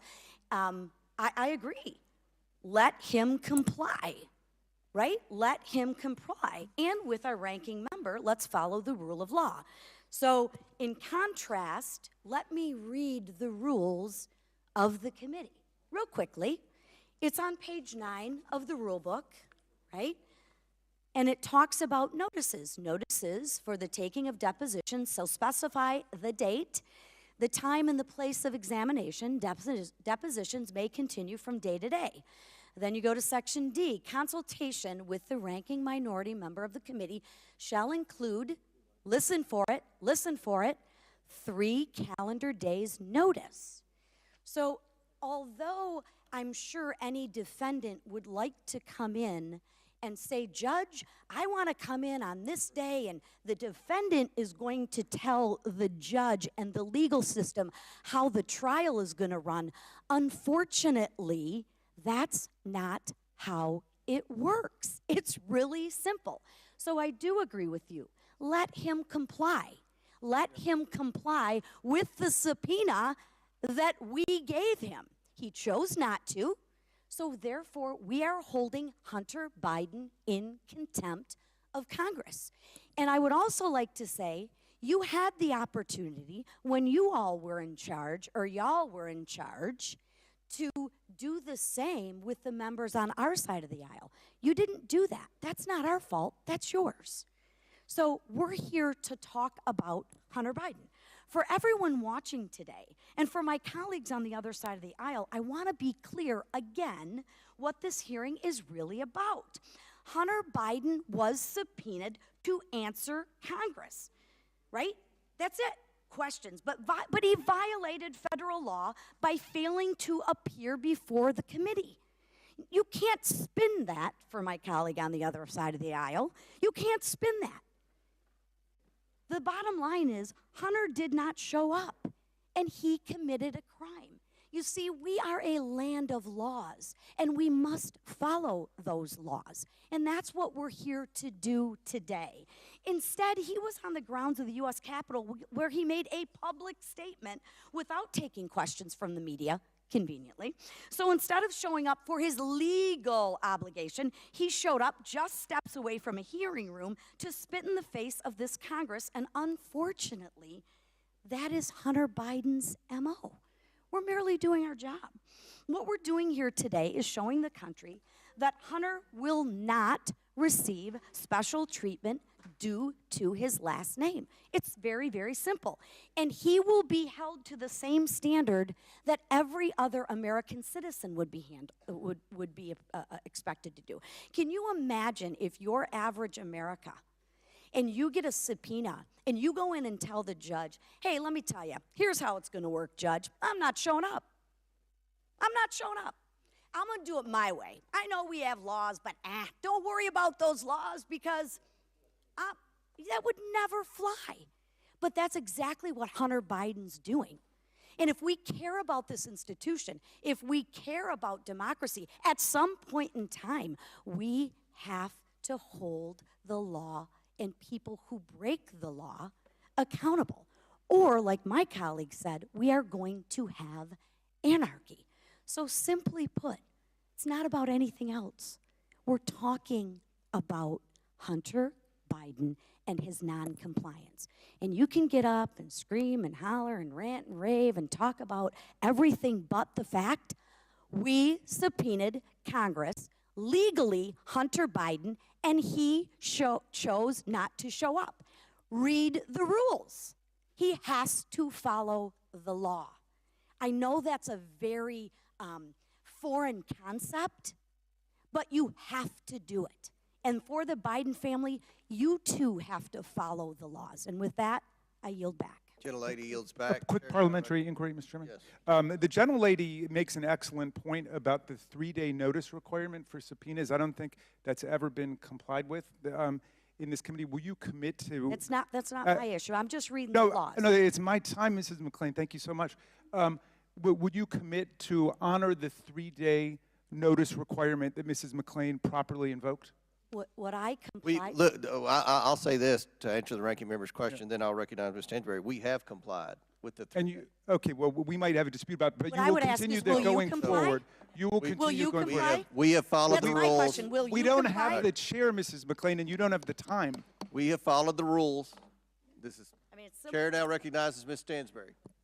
Thank you, Mr. Chairman. Well, it's always a wild and interesting adventure here in the Oversight Committee, and this morning certainly doesn't disappoint. I want to talk for a few moments about the resolution that's been proposed in the ANS here, because that's what we're here to debate this morning, and really the content of that, including the assertions about the investigation that led to the moment that we're at here today. But I am really glad that my colleague mentioned that we are a land of laws and that every citizen should have to comply with them, including members of this committee, not to mention a chairman, who was subpoenaed during the last Congress and refused to respond. So if we're going to apply the laws, then they must apply equally, I would think, to even members of this committee, and certainly to the front runner in the GOP's presidential election, which I'll get to in a moment. But let's talk a little bit about this ANS and about the background and correct the record a little bit. First of all, I want to talk about the evidence that was presented to this committee as part of this investigation.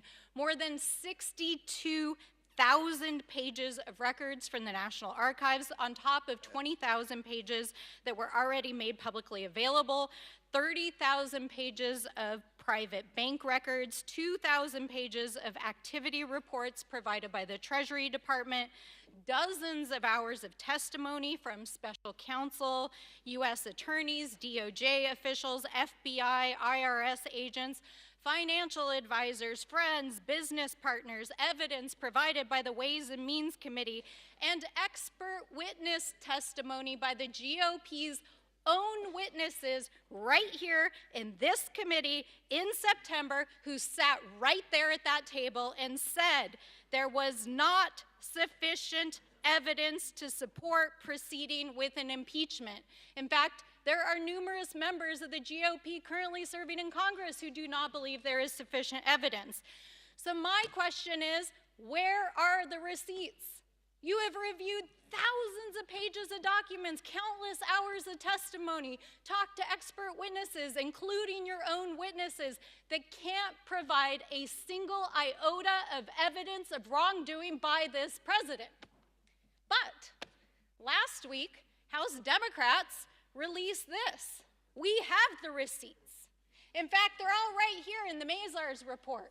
And for any of you that have not dug in on this report, I want to talk a little bit about what this report shows, because it's actual receipts from foreign governments who spent $7.8 million at Trump properties during his presidency while they were actively seeking to influence foreign policy and decisions by the administration. Will the gentlelady yield to the question? Let's talk about some of the receipts that are in here.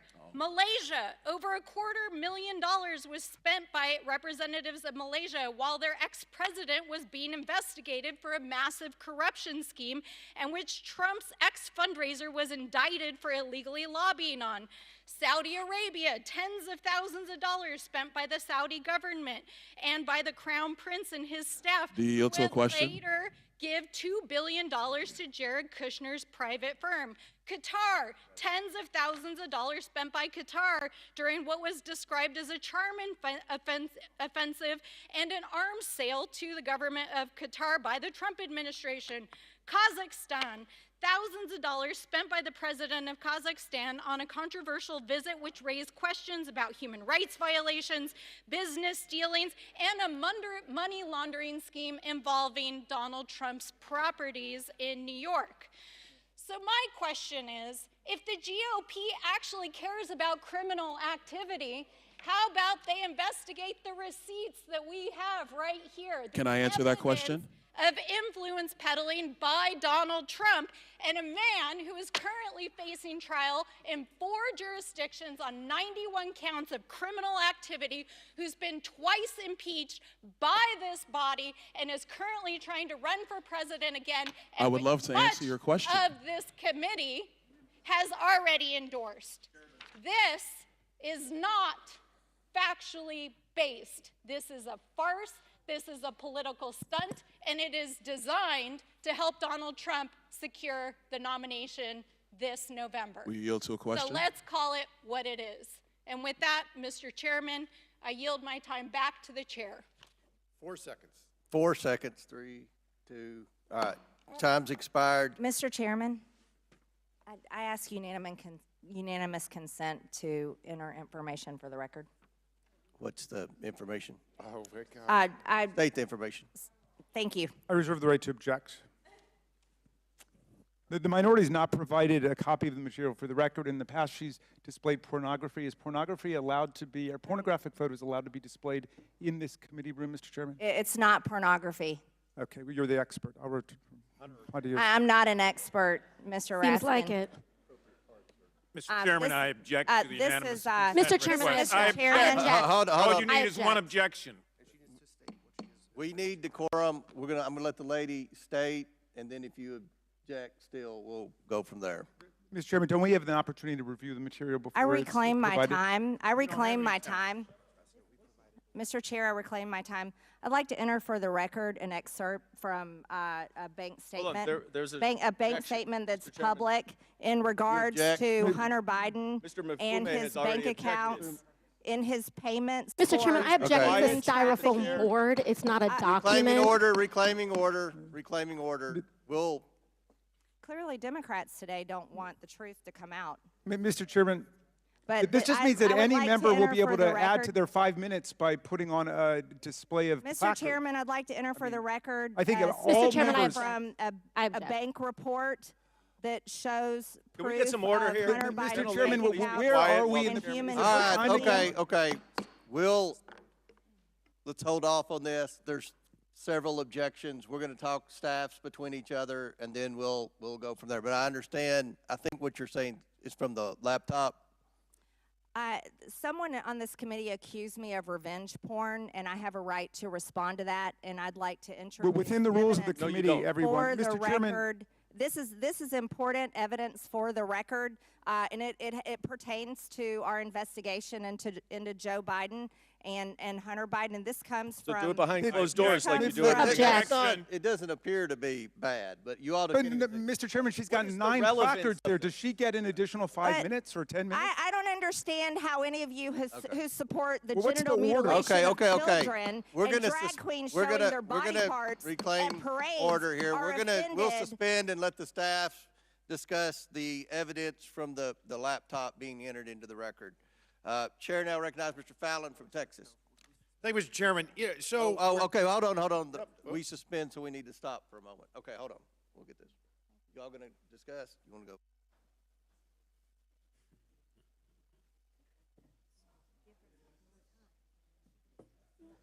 Yeah, you see, you just submit it and you put it in. You don't get a speech. Right. You don't get a speech to UC. No. You get the request, you say what it is, and you put it in.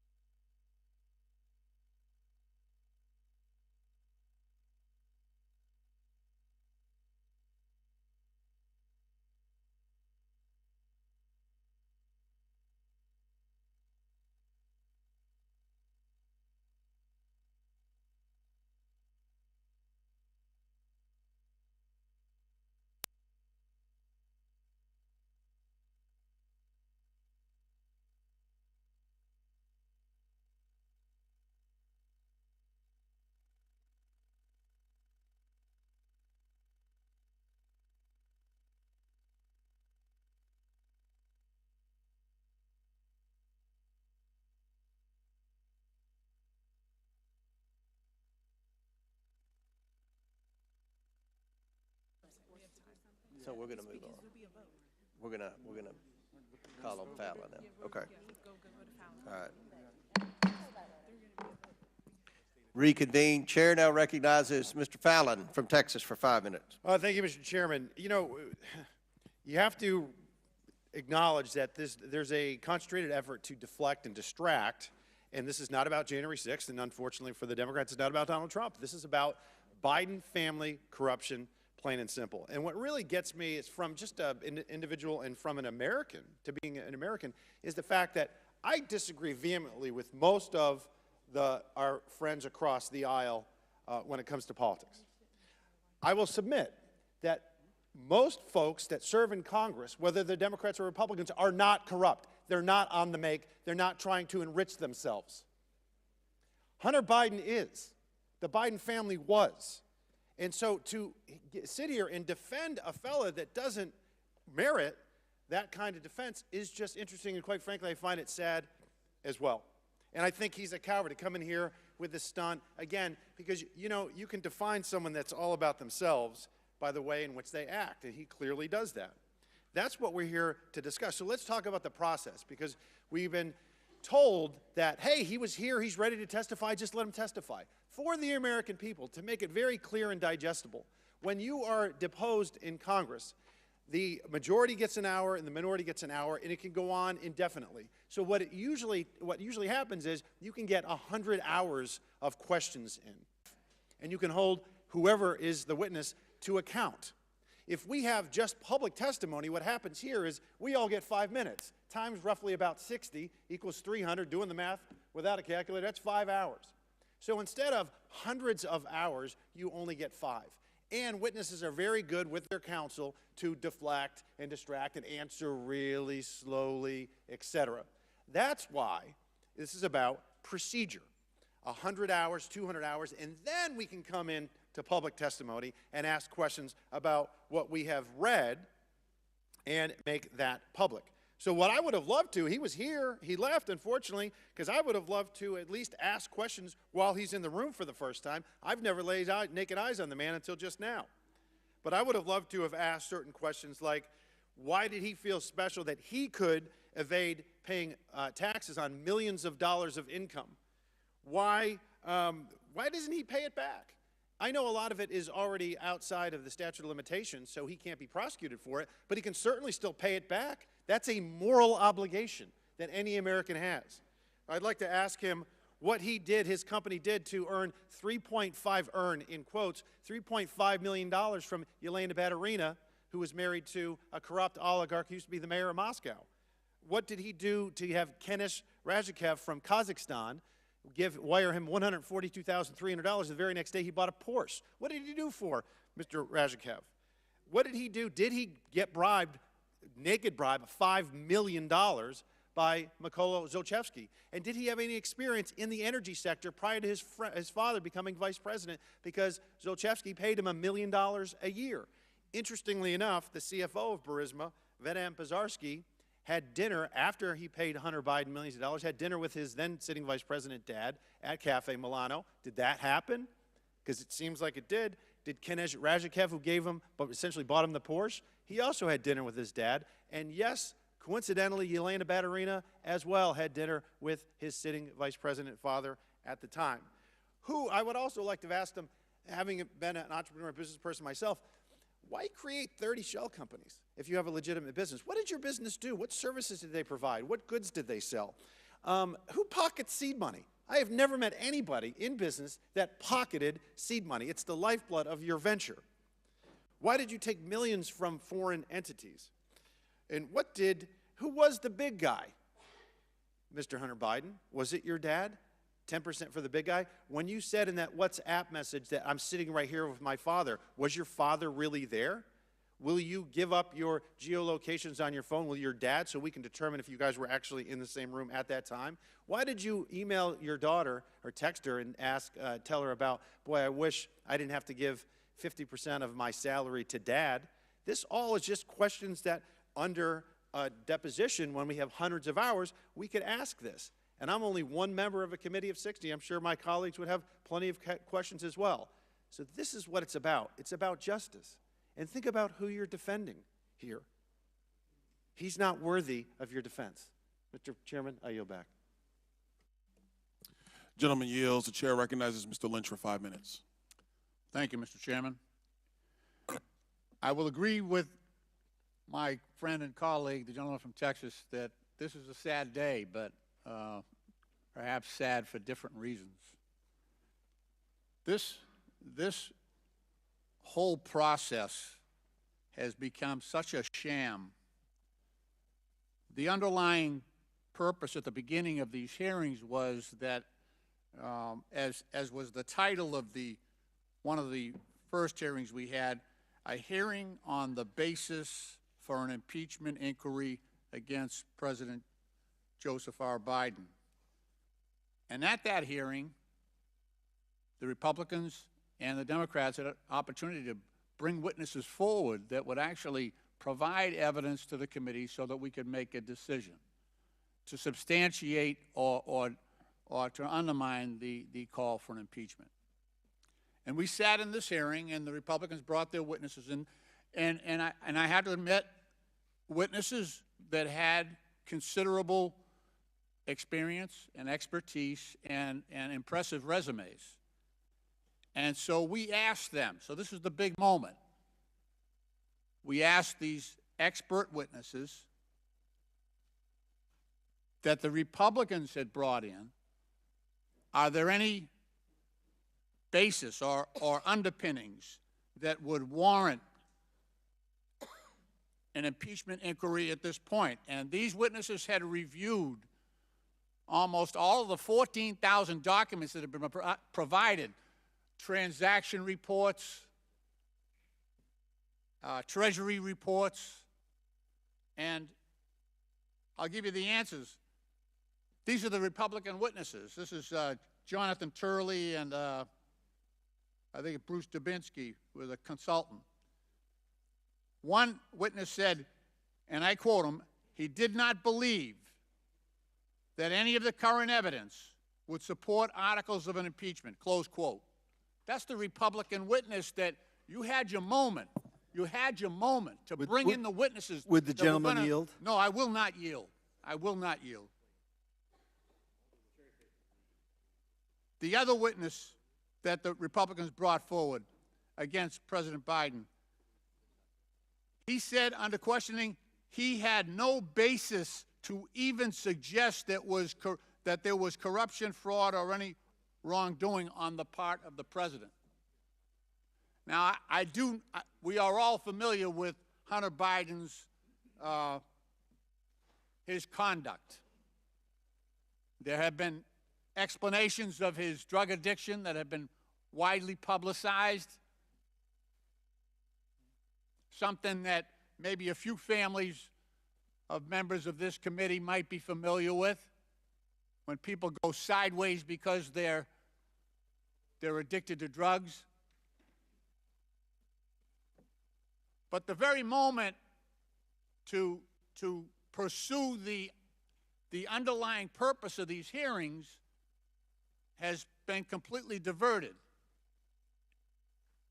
There's been no evidence brought forward against the President of the United States.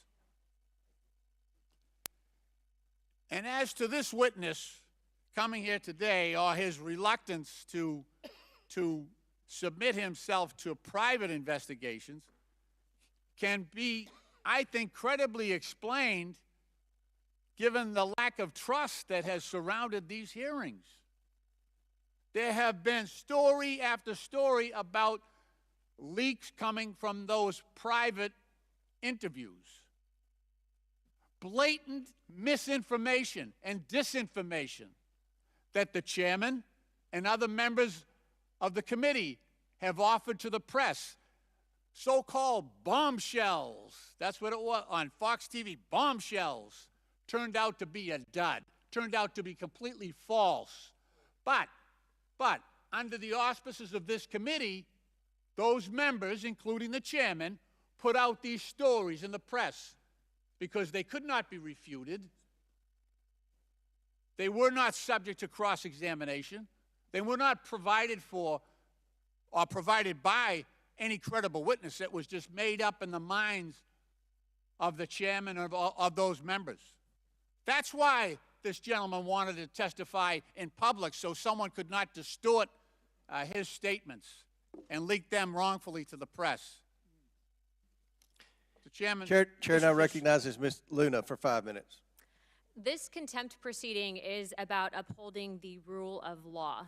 You know, with recently what happened with Jeffrey Epstein and the client list, we can see that many rich and powerful people, to include people in Washington, were held above the law, and that is simply not fair. Interestingly enough, though, one of the victims of Jeffrey Epstein, Virginia Giuffre, actually vindicated Trump. What you'll notice is that the media did not want to cover that, but why is that? It's because it will show a double standard that exists within our justice system, and also the media bias against those, especially Republicans and conservatives, that are simply not guilty of what they are accusing us of. So I just want to put this in perspective. The reason we are doing this today is because Hunter Biden failed to comply with our subpoena. Hunter Biden, I don't care about his drug addiction. Yes, you are. Many of us have experienced some of these awful things impacting our family, but that doesn't mean that Hunter Biden gets a pass or that we should feel any sympathy for him breaking the law. I want to just point to behind me, U.S. Code 192, a refusal of a witness to testify or produce papers. It means that you should be, one, subject to a misdemeanor, a fine up to $1,000, and anywhere from 1 to 12 months in prison. For your average American that doesn't have the connections that Hunter Biden has, this is what you face. So I want to just point out that when my colleague, Representative Alexandria Ocasio-Cortez, says we must comply with the law, I agree with you. When Ranking Member Raskin pointed out that that Donald Trump's allies should be held and we should not tolerate these contemptuous violations of the rule of law, I agree with that. But then let's use these exact same standards against their own. Frankly, I think that as of right now, there is a double standard that exists. We have to hold him accountable. He broke the law. He will be held accountable, and that's exactly why I'm supporting this contempt proceeding. Thank you. Chair now recognizes Ms. Tlaib for 5 minutes. Thank you, Mr. Chair. I'm going to yield to our ranking member, but before I do, I just, you know, after coming back and being in our districts for so long, no one is asking me about this. They can't pay their bills. There is a lot of cost of living struggle all over our districts, and I just wish we would use this committee to talk about those issues. I mean, even on having the Sadler folks in here and talking about that, the cost of insulin. I mean, Mr. Chair, I would love to work with you in a bipartisan way to talk about those issues that I think really there's responsibility all over the place in regards to the fact that so many of our American residents and communities across the country are struggling.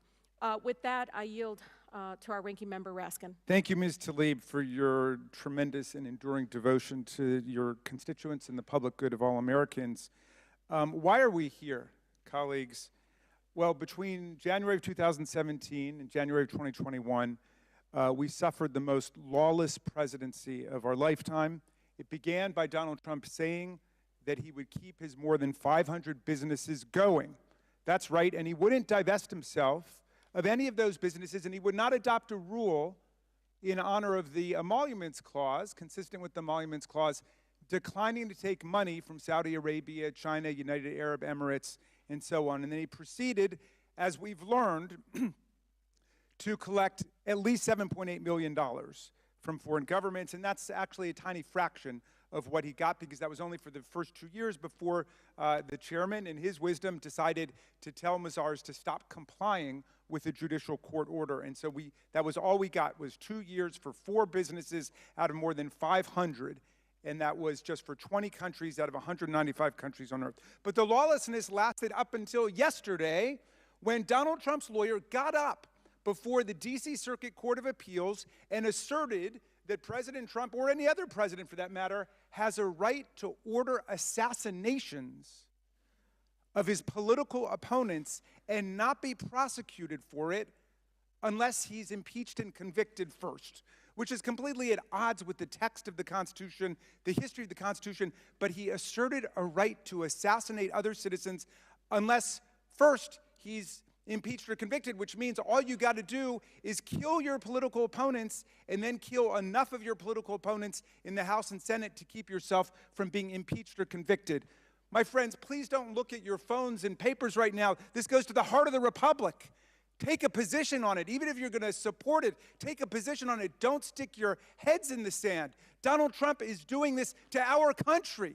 He's asserting the right of the president to murder people and not be prosecuted for it. Well, so why are we here? Well, Donald Trump insisted to numerous Republicans and in public and on Twitter and on Truth Social that Joe Biden be impeached. Why? Well, because Donald Trump was impeached twice, the last time for inciting a violent insurrection against his own vice president, against the Congress of the United States to overthrow an election.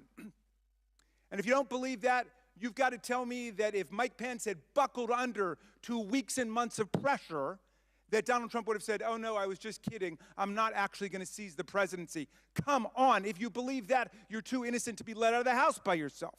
So anyway, Donald Trump says, I don't want to be the only one running for president who's been impeached. Impeach Joe Biden. Figure out something. We were here for a year. You guys did not lay a glove on Joe Biden. You don't have a single credible piece of evidence, not one iota, showing any crime by Joe Biden. As Mr. Lynch says, even your own witnesses came up and said they didn't see it at the one hearing that you had on impeachment. So why are we here? Well, we can't go after Joe Biden. He's clean. Let's go after Hunter Biden. Let's go get him. And that's why I'm so suspicious of where we are today, Mr. Chairman, because I heard you numerous times say, come before the committee, come and testify before the world, come and tell everybody what happened. And he took you up on it, and he said yes. And I said, finally, we'll get to hear from Hunter Biden. We'll get to hear answers to all those questions Mr. Fallon posed. But then you wouldn't take yes for an answer. You said, no, we want to go to a back room and do it there, and then we will leak out appropriate details, which of course we have seen has allowed for radical distortions of people's testimony before this committee. You have not released the vast majority of transcribed interviews that have been in the back room so we can leak out specific details. So that's not right. That's why we have questions about it. But I'm with Ms. Mace. Let's bring them all in.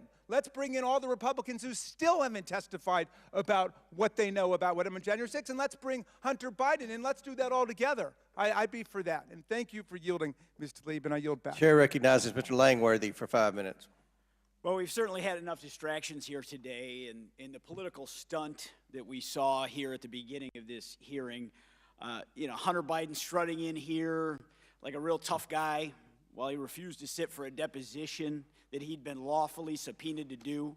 It must be embarrassing to have to defend all of this, and we certainly have Trump derangement syndrome on display in a big way in this chamber today. Over the last year, the Oversight Committee has uncovered a plethora of evidence that is directly pointing at the corruption from Joe Biden and his family. This level of corruption is what you'd expect to see in a third world country, not the United States of America. If the volume of evidence was uncovered on any other influential family in the United States, my colleagues on the other side of the aisle would no doubt initiate thorough investigations. Now, just imagine if Hunter was a Republican. The president's son does not deserve special treatment, period. Holding Hunter Biden in contempt of Congress is the responsible reaction to his blatant disregard for federal law and our duty to investigate potential wrongdoings by the President of the United States. This committee has analyzed thousands of pages of bank records, leading to the discovery of $24 million of wire transfers and payments from foreign companies and foreign nationals directly to this Biden family. Through interviews with Biden family closest associates, the committee discovered that Hunter Biden used his father's name and influence in meetings with foreign nationals over 20 times. Witness testimonies proved that Hunter Biden dined with foreign individuals from countries such as Russia, Ukraine, and Kazakhstan alongside his father, who is the sitting vice president of the United States. And the list of evidence goes on and on. The president himself has been exposed for lying. Both the White House and Hunter have used every tool at their disposal to obstruct this investigation and to block the gathering of evidence. This blatant corruption must be held to account. It's one of the major duties of this very committee. And that's why on September 12th, 2023, as a result of the significant evidence against the current president, the Speaker of the House asked the Oversight Committee to conduct an inquiry to determine whether or not sufficient grounds existed for the impeachment of President Biden. Hunter Biden's testimony is a critical component of the impeachment inquiry into whether President Biden or his family personally profited from his office as vice president or his current role as president of the United States. And these facts cannot get in the way. We have got to get on with this investigation and end the distractions that we've heard here today. Let's get this contempt provision put forward, and let's move forward with this impeachment inquiry. Will the gentleman yield? Will the gentleman yield? Mr. Gosar. Will yield my time to Mr. Gosar. Thank you very much, Mr. Langworthy.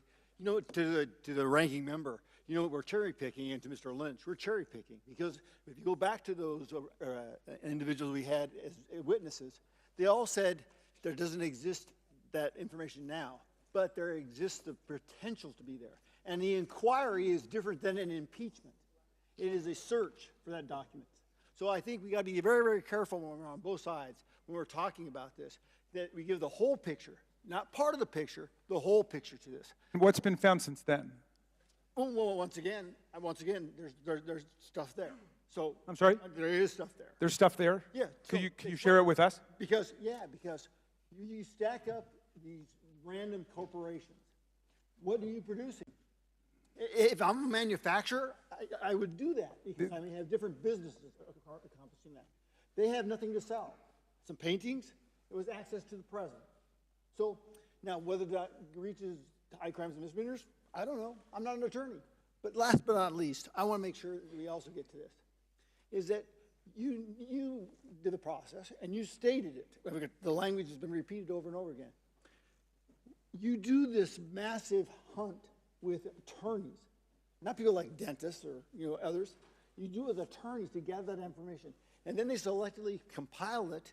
You guys get questions, we get questions, and we cover the ground more efficiently. That's why this process works. I agree with you. You do the behind the doors, then you come out here for the public. And I think there's no difference there. I yield back. Good. Chair now recognizes Mr. Kassar for 5 minutes. Thank you, Mr. Chairman. My distinguished colleague, the gentlelady from Florida, held up a poster board saying we should hold Hunter Biden in contempt because of a provision saying refusal of a witness to testify. But that doesn't apply in that we have a witness that was here and is willing to testify. Now, I'll give everybody credit here. There seems to be disagreement about whether to do the closed-door deposition, but there is an area of agreement. And the area of agreement is to have a public hearing. And so what I'm interested in, I'll yield a minute of time over to you, Chairman, or somebody from the other side. We've been here for hours, and I have still yet to figure out why we don't have Mr. Hunter Biden here to answer our questions for whatever period of time we want in front of the Oversight Committee. So I want to understand. I want to give Mr. Fallon due credit from the great state of Texas for saying, well, he wants to make sure we have enough time.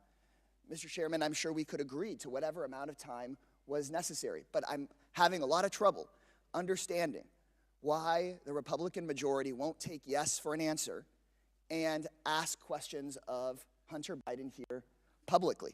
That I think we would really learn, because all I've been hearing on TV news is over and over again that we need to ask Hunter Biden questions. He's saying we can. Why refuse to have this public hearing that it sounds like? Are you yielding me? Yeah, I'm happy to yield you 30 seconds. So we've obtained thousands of pages of bank documents. We've reviewed 170 suspicious activity reports from banks filed against the Bidens. From my banking background, that's unprecedented to have that many bank violations that allege very serious things, from money laundering to tax evasion to bribery. And we have a lot of questions. We want to treat him like any other witness. He doesn't get to set the rules. We will depose him. And look, we split time with Democrats. You all get an equal amount of time with Hunter Biden. Then we'll have a public hearing. But I guess my question is, if there is disagreement, and it sounds like there is, around the deposition, why not have the public hearing? Is there we will after the deposition. I understand, Mr. Chairman, but nobody has explained to me clearly yet And I think to your own districts, to my district, why not call Hunter Biden in tomorrow? Why not ask him in next week?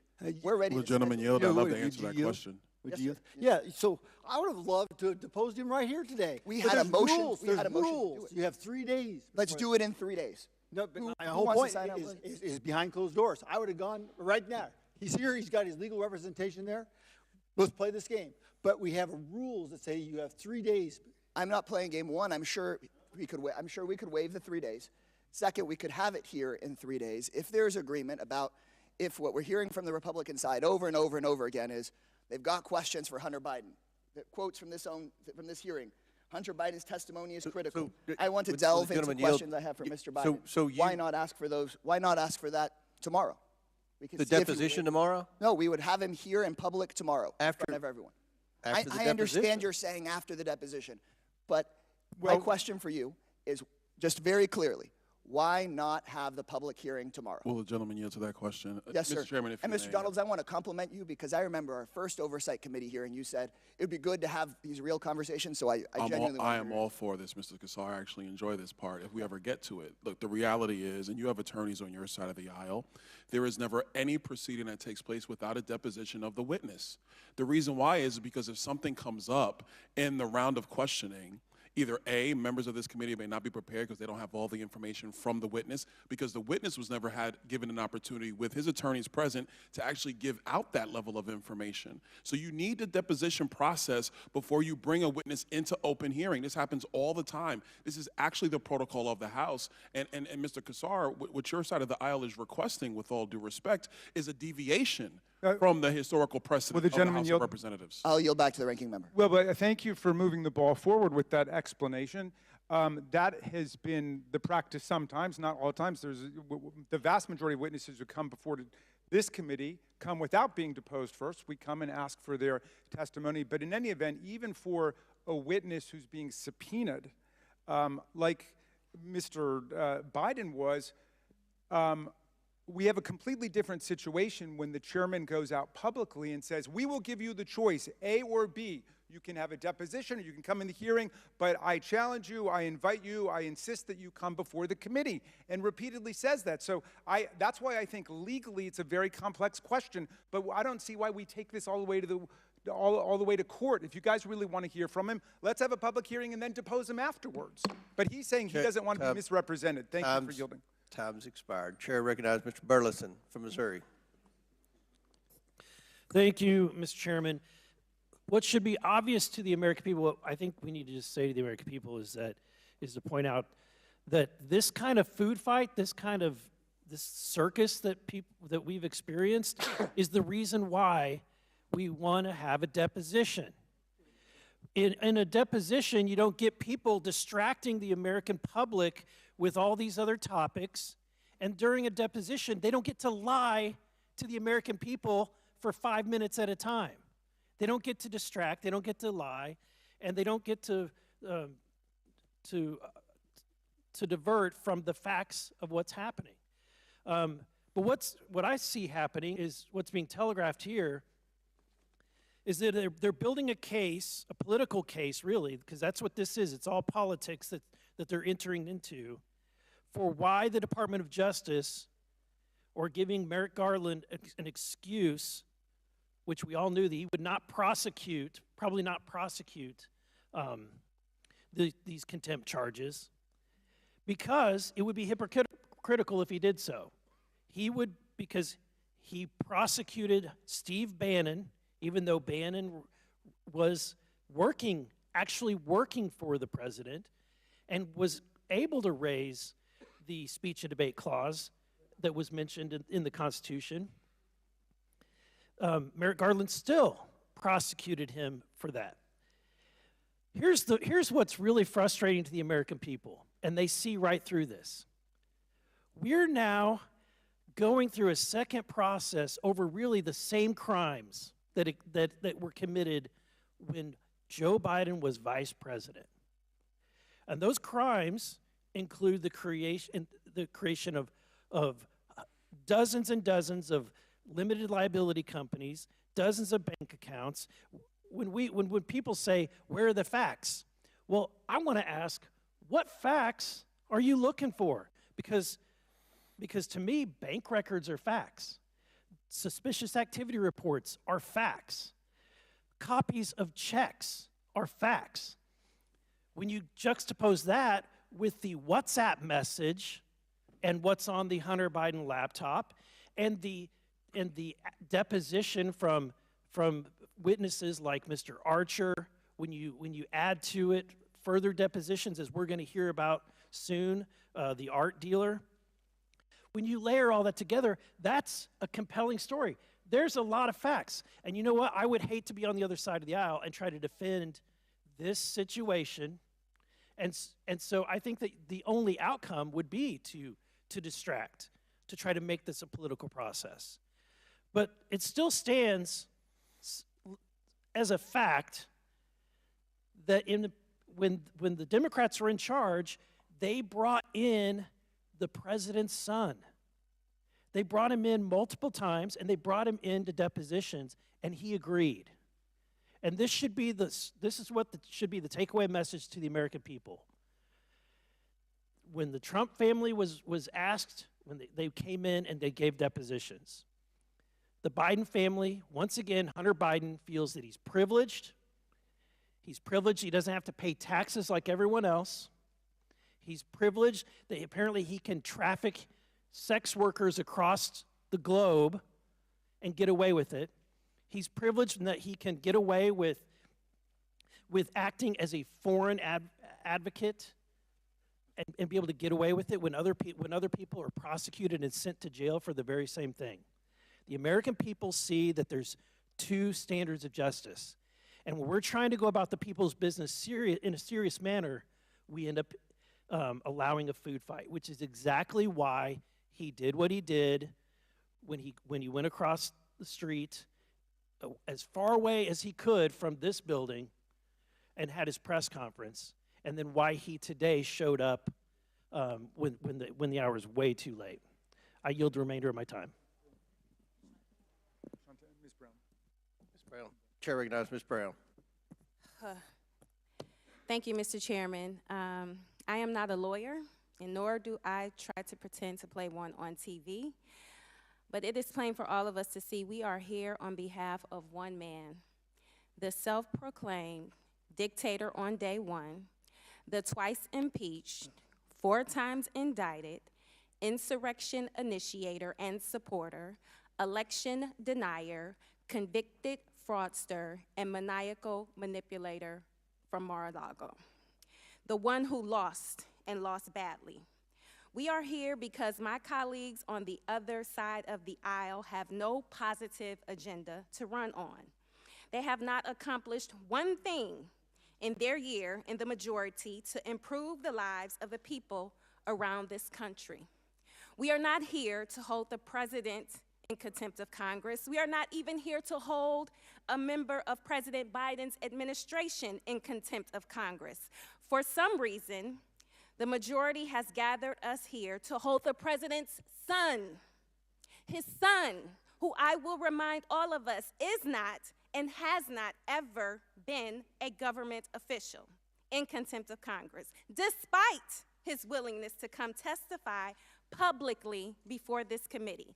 So getting to the truth was never their actual goal. Instead of working together to solve big problems on behalf of the American people, my Republican colleagues continue to pursue a meritless, groundless, baseless investigation into the president's family. Meanwhile, back in my district, during our recess, I was literally dodging bullets at a funeral of a gun violence victim. And I never felt so powerless and vulnerable because I know that when I got back here, my colleagues on the other side of the aisle refused to do anything about it. Yet, they continue to make efforts to ban books, rewrite history, make it harder for people that look like me to vote, and to make it harder for women to make their own health care decisions. We see nothing on the other side of the aisle but distraction, diversion, deflection, delusion, divisiveness, and dangerous destruction of our ever so delicate democracy. So with that, I am tired of the political theater. I want to get to work for the people back home in the 11th Congressional District because they, quite frankly, don't care about Hunter Biden. Will the gentleman And with yield? that, I will yield the balance of my time to my ranking member. Ms. Brown, thank you so much. You know, you started off by saying something pretty profound, which is we are here instead of doing the business of the American people because the Republicans have offered us no positive agenda in their year in office. We know we've wasted countless weeks in them just trying to pick a speaker, and we've wasted countless weeks with their inertia and their do-nothing policies. But Ms. Brown, I don't know if you recall, I just don't want people having to take your word for it. I think numerous Republicans have gotten up on the floor of the House complaining about the fact that they have no agenda. I think our colleague Chip Roy from Texas said that the Republicans have not given him one thing, a single thing, I remember him saying, to campaign on. So I just want to ask you, when you're saying that they have no agenda, that's not a partisan point. You're getting that from Republicans, aren't you? That is correct. One of our colleagues said that there was Trump derangement syndrome, and of course Trump derangement begins with Donald Trump himself. He thinks he has a legal right to assassinate U.S. citizens. He thinks he can grab women by their genitals, although that's not the word that he used. He said that if Joe Biden is reelected president, there will be World War II. He is obviously deranged and disoriented, but the real Trump derangement syndrome that I see is those people who cannot break from Donald Trump after he's proven himself to be completely and totally unworthy of your support. Because I'm looking at talented, gifted people on the other side of the aisle, the ones who have not left Congress in frustration or because they've broken with Donald Trump and clashed with him. But I'm still looking at people who have their wits about them, I think, but you're acting like cult members, like you're sleeping on the basement of a cult, listening to tapes all night, and I beg you to get over your Trump derangement syndrome. Thank you very much for yielding, Ms. Brown. Chair recognizes Mr. Donalds from Florida for 5 minutes. Thank you, Mr. Chairman. A couple of things. First, it was said in this hearing, Mr. Chairman, about you specifically, that you repeatedly said you would give Mr. Biden any opportunity. He could choose which one to come and speak in front of this committee. He could do it by deposition. He could do it by open hearing. It was up to him. The truth of the matter, though, is, members, is that the chairman's words are not binding. Like, no other member's words of Congress are really not binding. The binding article. Point of order. Does the chairman agree with that? Point of order. Does the chairman agree? Are you going to restore my time? Point of order. Just point of order. Okay. Does the chairman agree that the chairman's words are not binding on the committee? That's not a point of order. It has nothing to do with the order of this hearing. Thank you. Can I go back to 4 minutes and 34 seconds? That's where I was before I was interrupted by Mr. Raskin. Yes, reset the clock. Thank you. Thank you. What is binding is the actual written document, the written language in the subpoena, because a subpoena from this committee is also signed off on by the clerk of the House. That is the binding document that matters here. That is what governs. That's number one. Number two, that was said in this hearing. It was said that our witnesses said that there was no basis for an impeachment. But remember, members on the Democrat side of the aisle, what was said by Mr. Turley at the time was that there was plenty of evidence for the continuation of an impeachment inquiry. And the purpose of that hearing was the relevance basis for an impeachment inquiry. The House has now voted for an impeachment inquiry. And one of the first things that the House did after the vote of an impeachment inquiry was to subpoena Hunter Biden to appear. Hunter Biden has evaded that subpoena. So flagrantly did he evade it that he decided to show up at the Senate side to give a press conference, and Eric Swalwell, a member of the House, helped him get that time on the Senate side to give a press conference. That's a flagrant violation of a congressional subpoena. Secondarily, he has the gall to show up here when we're actually discussing contempt. And he didn't stay. He was sitting right over there. He's not here now. He said he wants to talk. He could have stayed through the whole proceeding. He chose to leave. That's his business. But he was subpoenaed to come here. Back in December, he chose not to of his own volition. He's in violation of that subpoena. a subpoena that was executed with the signature of the clerk of the House of Representatives. That is the document that is binding. That's what we work off of. Mr. Chairman, I actually want to submit for the record an article from The Hill written by Jonathan Turley, and it is titled Eric Swalwell and the Politics of Contempt. Without objection, so ordered. Thank you. I'm glad something got admitted to the record.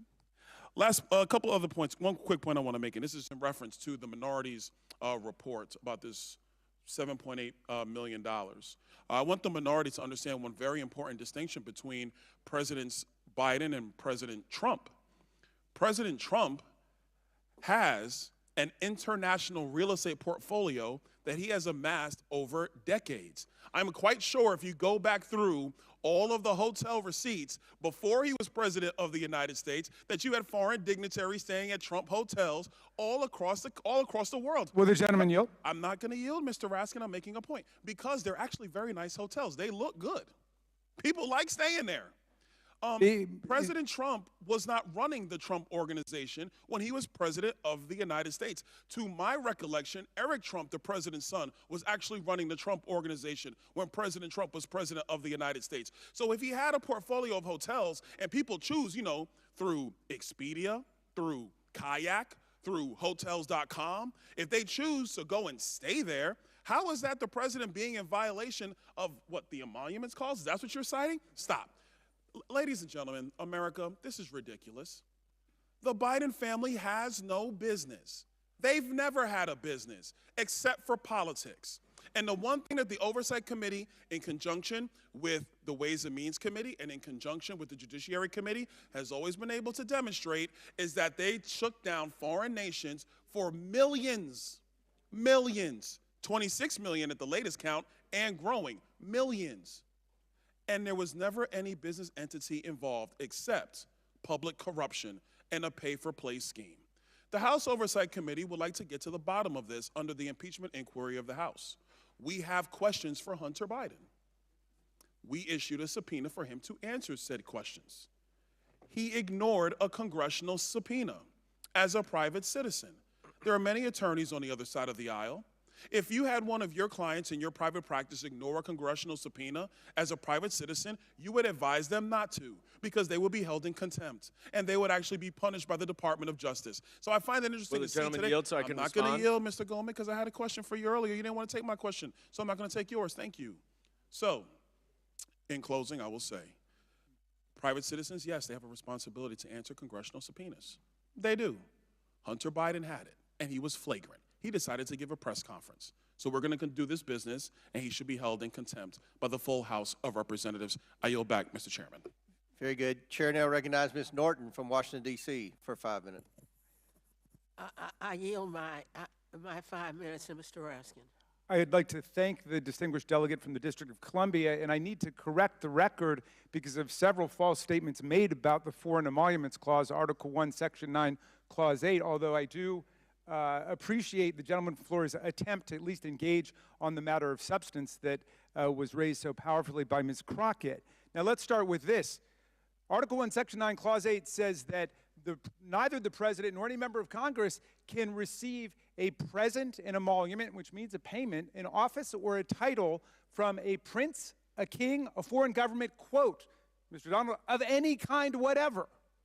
Of any kind whatever, without going to Congress first and obtaining the consent of Congress. There's no hotel exception, Mr. Donald, to the Foreign Emoluments Clause. There's no international real estate syndicate exception to the Foreign Emoluments Clause, Mr. Donald. And also, I will take you up on your challenge to see whether the Trump Hotel in Washington, the Trump Hotel in Las Vegas, the Trump Hotel on Fifth Avenue, the Trump Hotel at UN Plaza, the 4 of the more than 500 businesses that we got documentation for, whether they actually had the same level of business coming from Saudi Arabia, the communist bureaucrats of China, who were the leading spender, as you know, if you've read our report, the United Arab Emirates, Indonesia, India, Egypt, and so on.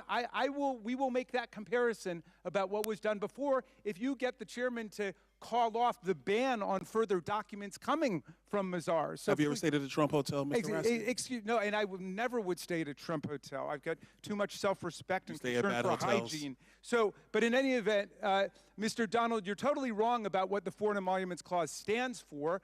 Abraham Lincoln was given 2 elephant tusks by the King of Siam during the Civil War, and he liked them very much. He wanted to keep them, but he went to Congress, which is what every other president did before and every president did since, right up until Donald Trump, and he asked whether he could keep the tusks, and Congress, though they loved Honest Abe, said, no, you can't keep them. I mean, John F. Kennedy was offered citizenship by the people of Ireland because they loved him so much, and he refused to take it, saying that even though it didn't violate the letter of the Emoluments Clause, it violated the spirit of the Emoluments Clause. And Donald Trump converted the presidency into an instrument for self-enrichment.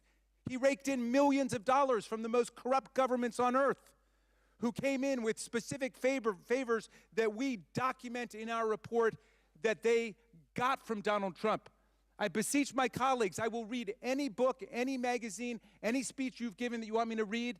Read this report and come back and tell me if you think Donald Trump did the right thing in converting the White House into a for-profit operation. No other president in American history has come anywhere close. And you ask why he's so determined to stay in office that he would unleash violence against his own vice president, the brother of your colleague, of our colleague. Why would he do that? It's because it was a money-making operation, and it was a great business grift for a guy who went bankrupt several times. And yet, out of some misguided partisan loyalty, you're going to stick with him. I don't even know why you stick with him. He was a Democrat longer than he was a Republican. He wanted to run for president on the Reform Party. You guys have been taken over by an absolute con man. And now you're acting like members of a religious cult who don't even remember how you got in the first place. We say return the profits, Donald Trump, $7.8 million. I've got a letter, Mr. Chairman, I'm going to share with you telling Donald Trump to return these $7.8 million. It's a small fraction of what he raked in. We want to know about the other 2 years in office. We want to know about the other businesses, not just those 4 that we were able to get information on. And we want to know about every country on earth, not just the 20 autocracies and dictatorships that we found. This is our government. This is our Constitution. And we're going to stand up for it against Donald Trump and anybody who follows him to the path of oblivion. Abraham Lincoln started your party as a third party to replace the Whigs because they wouldn't take a moral stand against slavery. It was a pro-freedom, anti-slavery, pro-union, pro-honesty party. And your party has been reduced to a corrupt, authoritarian cult of personality. And everybody does whatever Donald Trump tells them to do, which is what we're doing here today with this stupid attempt to hold Hunter Biden in contempt when he has come forward to say he will testify and give you everything you want, as the chairman of the committee repeatedly offered in public. So forgive my outrage and indignation, but enough is enough. Let's get back to the business of the people, as Ms. Chair Brown recognizes says. Mr. Higgins for 5 minutes. Thank you, Mr. Chairman. Mr. Chairman, the American people may be surprised to know some of my colleagues across the aisle hasn't served as long as we have. Might be surprised to know that Representative Raskin and I had been building quite a colleague friendship in my original years of service. Prior to J6 especially, we would visit and we would debate constitutionalist questions, and he honored me by observation of my what he would sometimes call compelling arguments, contradictory to his own. So it's with sincerity that I say congratulations to my colleague, Mr. Raskin, because you have obviously fully recovered from your cancer treatments. Thank you, my dear friend, and I do love you. You're quite animated, and I believe there's a direct correlation between your testimony against former President Trump and his poll numbers, because I'm watching a live feed. The more you talk about him, the more his numbers go up. So I may yield you more time. But I would, honestly, I'd like to ask you, if I could, regarding the deposition, just from a calm, if we could take a step back from the emotion here and the political conflict and this sort of prepared for battle debate we're in here. Just regarding depositions, we've all been through depositions in one way or another. They're very cold and calculated, and you have your attorney there, and then the bad guys, there's always the other guys. They have their attorneys, and you're either being sued or you're part of a suit. You're either a defendant or the plaintiff, and you're in a room for hours until all the questions have been asked. So, sincerely, why, if you were Hunter's attorney or advisor, why would you advise him not to participate in a deposition wherein his own attorney is there, it's private and everything is transcribed, his words cannot be twisted by the fake news? Just tell us, Mr. Raskin, and I yield for your answer. Thank you kindly. And I should tell you that your feelings are not unrequited. I still have very fond and warm feelings for you. I'm sorry that January 6th came between us, and I look forward to a day in our republic when we will be really good friends again. But in a direct answer to your question, if I were his lawyer and I were his advisor, I would never advise him not to come and testify before the committee, except for one thing.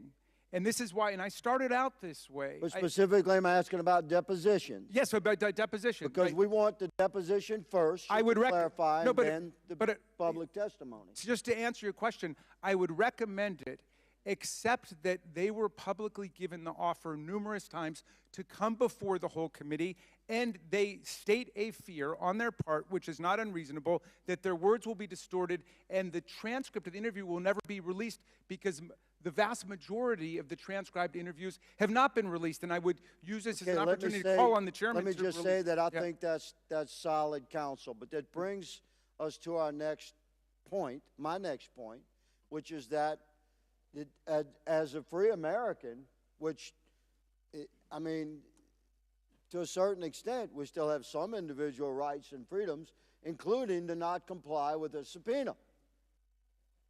But so as a free American, Hunter Biden has a right to not comply with the congressional subpoena, but we have the right to take the next step as a Congress.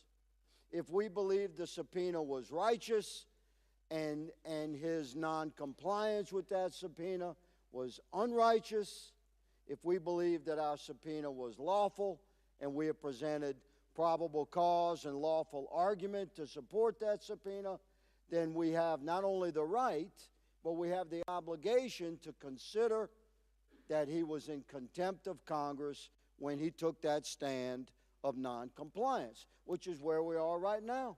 Doesn't have to be emotional. The man had the right to not show up. We have the right to hold him in contempt, and that's what's happening. So, by all means, as my colleagues have stated, let us move forward with the people's business. The people's business today in this committee is to move forward with the vote to hold Hunter Biden in contempt. Mr. Chairman, I yield. Gentleman yields back. Does any other member wish to be heard before we begin the amendment process? Seeing none, I understand there's an amendment at the desk.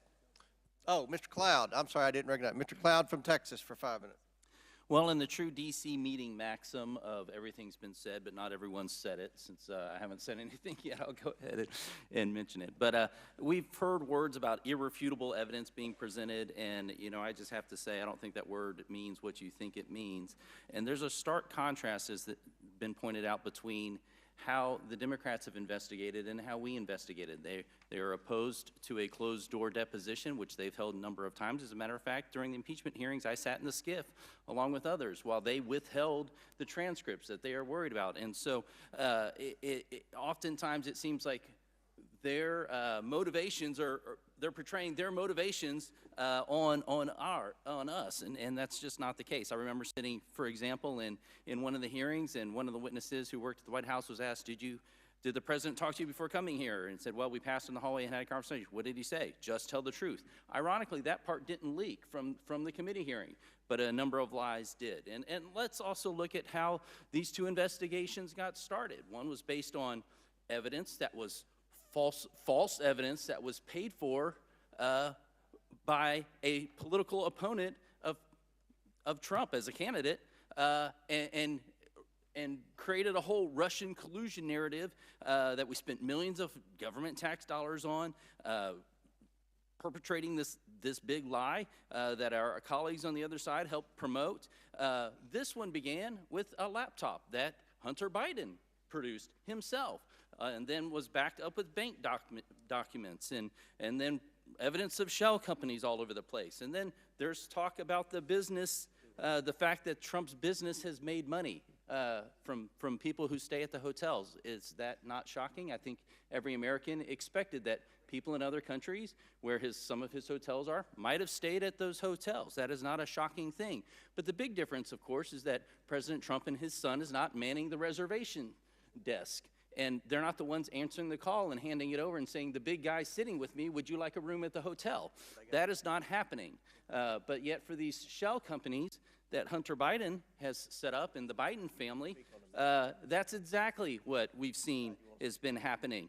And I would say that money that comes into the Trump organization doesn't go directly. Now, I'm sure there's some return on the investment that the Trump family has made, but it also employs several employees that get money from what comes in. I doubt that these 20 shell companies have nearly the employees of one hotel that Trump property has. Probably not as many employees as you would find in the lobby, working the lobby of one of these hotels. So this is completely different. They're trying to compare apples and oranges and confuse the American people back home. It's totally not the case. And getting back to the point of today's hearing, this really is about contempt. And so what we've seen happen is Hunter Biden has come here now twice just to not speak to this committee. So contempt is defined as a lack of respect or reverence for something, a willful disobedience or open disrespect for a court, judge, and legislative body.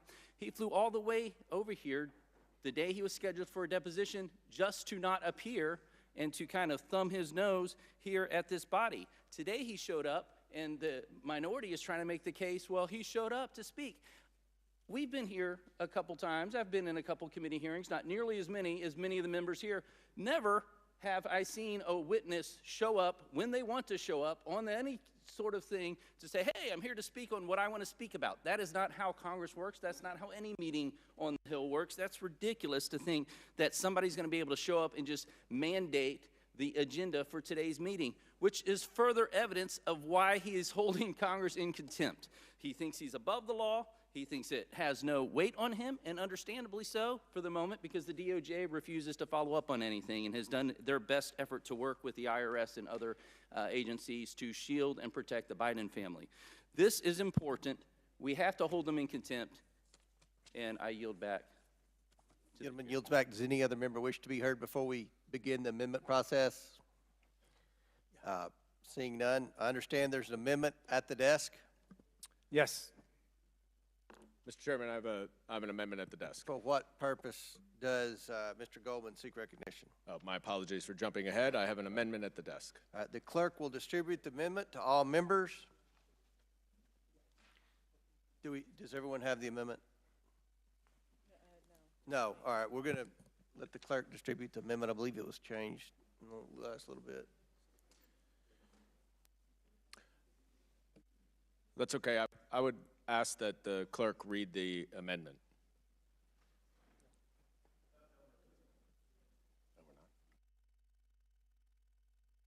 My apologies, I withdraw.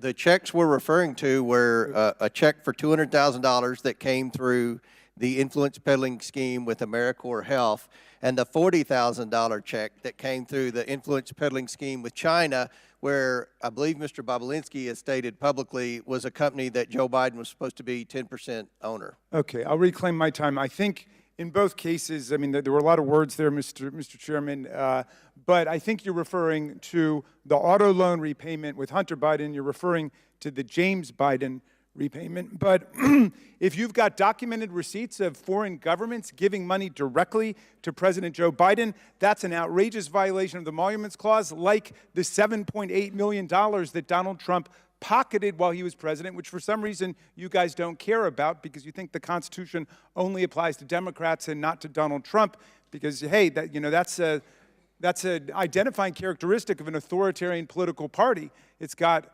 a charismatic leader whose word is considered above the Constitution, above the rule of law.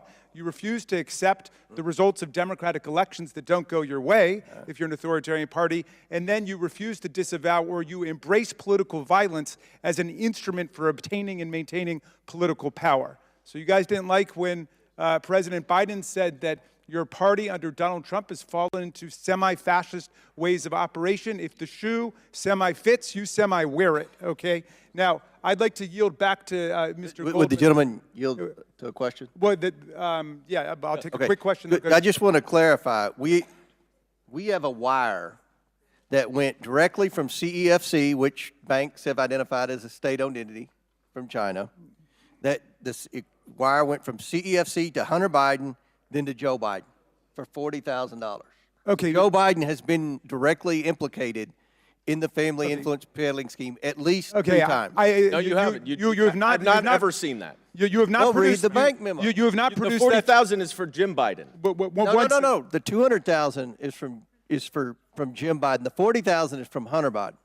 All right, but please produce the documentation. We have it. We have 4 bank memorandums. Give it to the members of this committee and 4 bank memorandums. Okay, I'll reclaim my time, Mr. There has never been a more substantive. I'm saving my time. You go ahead, but I'm saving my time. In the 7 years I've been in Congress.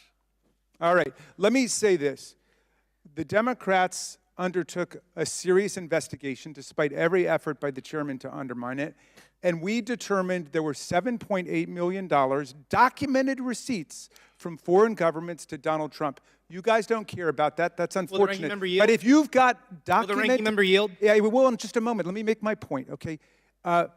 If you have documented receipts of foreign governments writing checks or giving credit card payments to Joe Biden, show it to us. We've been at this for a year now. We haven't seen anything. Then we show you in our more than 100-page report the documented receipts of money going to Donald Trump, and you don't care about it. In other words, you don't care about the principle that our government leaders should not be on the take from foreign governments. That's outrageous. Well, because I will oppose any government official of any political party who's on the take with money from foreign governments, and I hope you would join me in that. And yet we've shown it to you, and yet you guys don't care about it.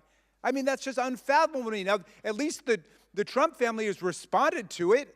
I mean, they're very nervous about it. You know what Trump said? The Trump's people say, well, he didn't take his $400,000 government salary. You know what? That's the only thing you're allowed to take is your salary from Americans, not money from corrupt Saudi monarchs who ordered the assassination of journalists, not from Chinese communist bureaucrats crushing the human rights of people in Tibet and the Uyghurs. You're not supposed to be on the take from those governments. That's what our Constitution says. Then they say, well, we return the profits.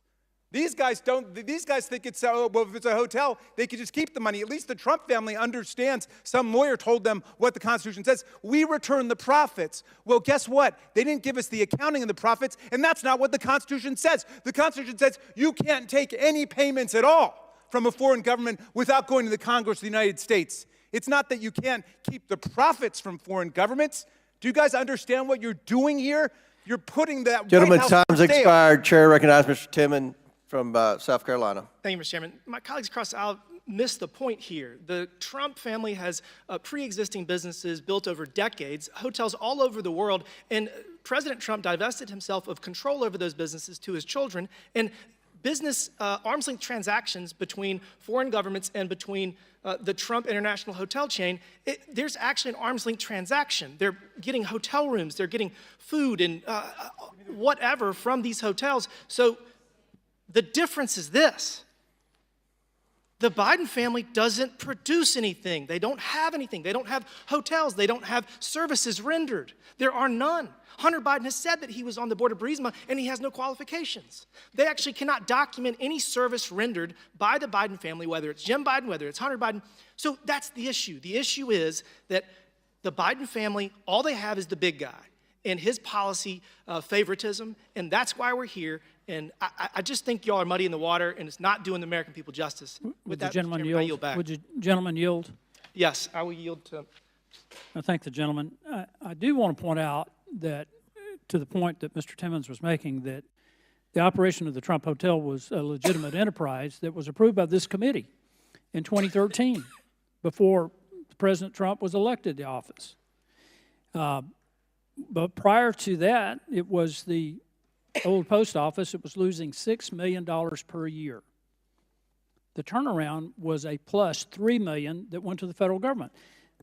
And as Mr. Timmons pointed out, it was divested to the family, to the children. It was not run by the president. Will you yield for a question on that? I'll yield for a question. Well, when you say it was divested, are you claiming that Donald Trump surrendered any ownership interest? Because he continued to own it. He put it into a trust for his sole benefit. He said the day-to-day management would be turned over to his sons, but he was still the beneficial owner of it, and he stayed involved, as we know, because he kept talking about all the business that was coming in from abroad. Well, the gentleman's question is legitimate in the context that most elected officials put their assets in trust for their own benefit after they leave office.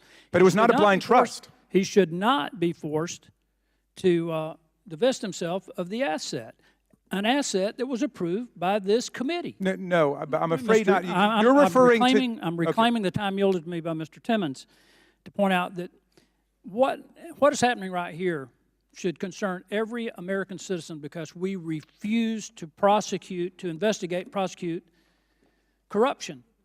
We are constantly pounded about corruption in other countries, but we've got corruption right here that we do not. We form partisan sides on this thing, and we don't do our job. I've been here 9 years and 7 days and gone through multiple hearings in the Oversight Committee dealing with corruption, and it turns into a partisan battle when we ought to be trying to make sure that we restore the American people's confidence in this government. What Hunter Biden should have done, he should have presented himself in answer to the subpoena. I'm not trying to take sides in this. I want the evidence to speak for itself, and it will never speak for itself if we don't have people come before the committee as they're required to do. Will the gentleman yield for a question? Would you yield for one final question? I'll yield to the gentleman. Thank you kindly. And thank you for the spirit and the substance of your remarks, which I think significantly uplift the tone of the conversation. You would agree with me that the Emoluments Clause applies to government officials, and presumably you would agree with me that Hunter Biden is not and has never been a government official. So this is about a relative of the president, right? So we have Donald Trump, who's collecting $7.8 million at least. It's probably 4 or 5 times that much, and that's just during the presidency. But he was president. Reclaiming my time. And he was president. It's Mr. Timmons' time.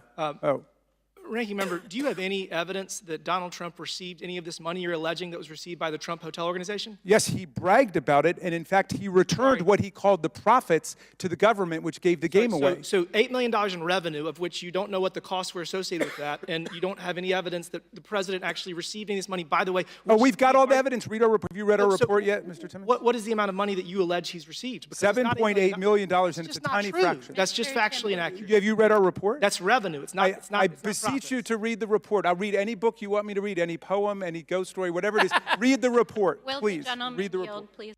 My time's expired, Mr. Chairman. Gentleman's time's expired. Before I recognize the next member, since Mr.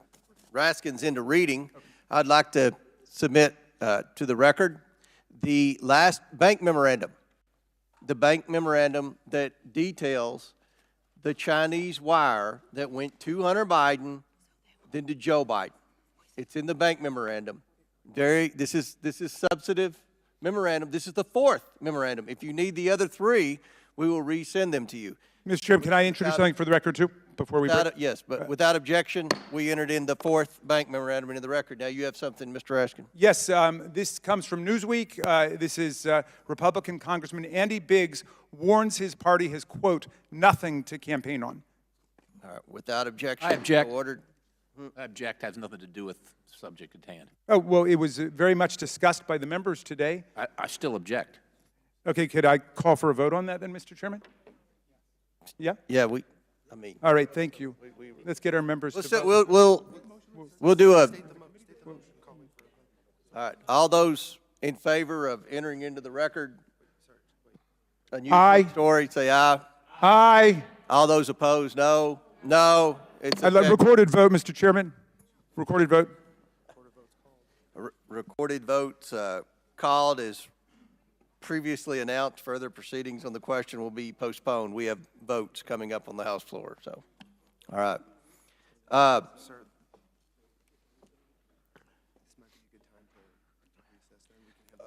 Okay. We have votes on the House floor. Have they been called? Votes on the House floor are going to be called in 30 minutes. We will recess until the last vote has been recorded. Then we'll reconvene and take up the amendments and the votes. So without objection, the committee's now in recess.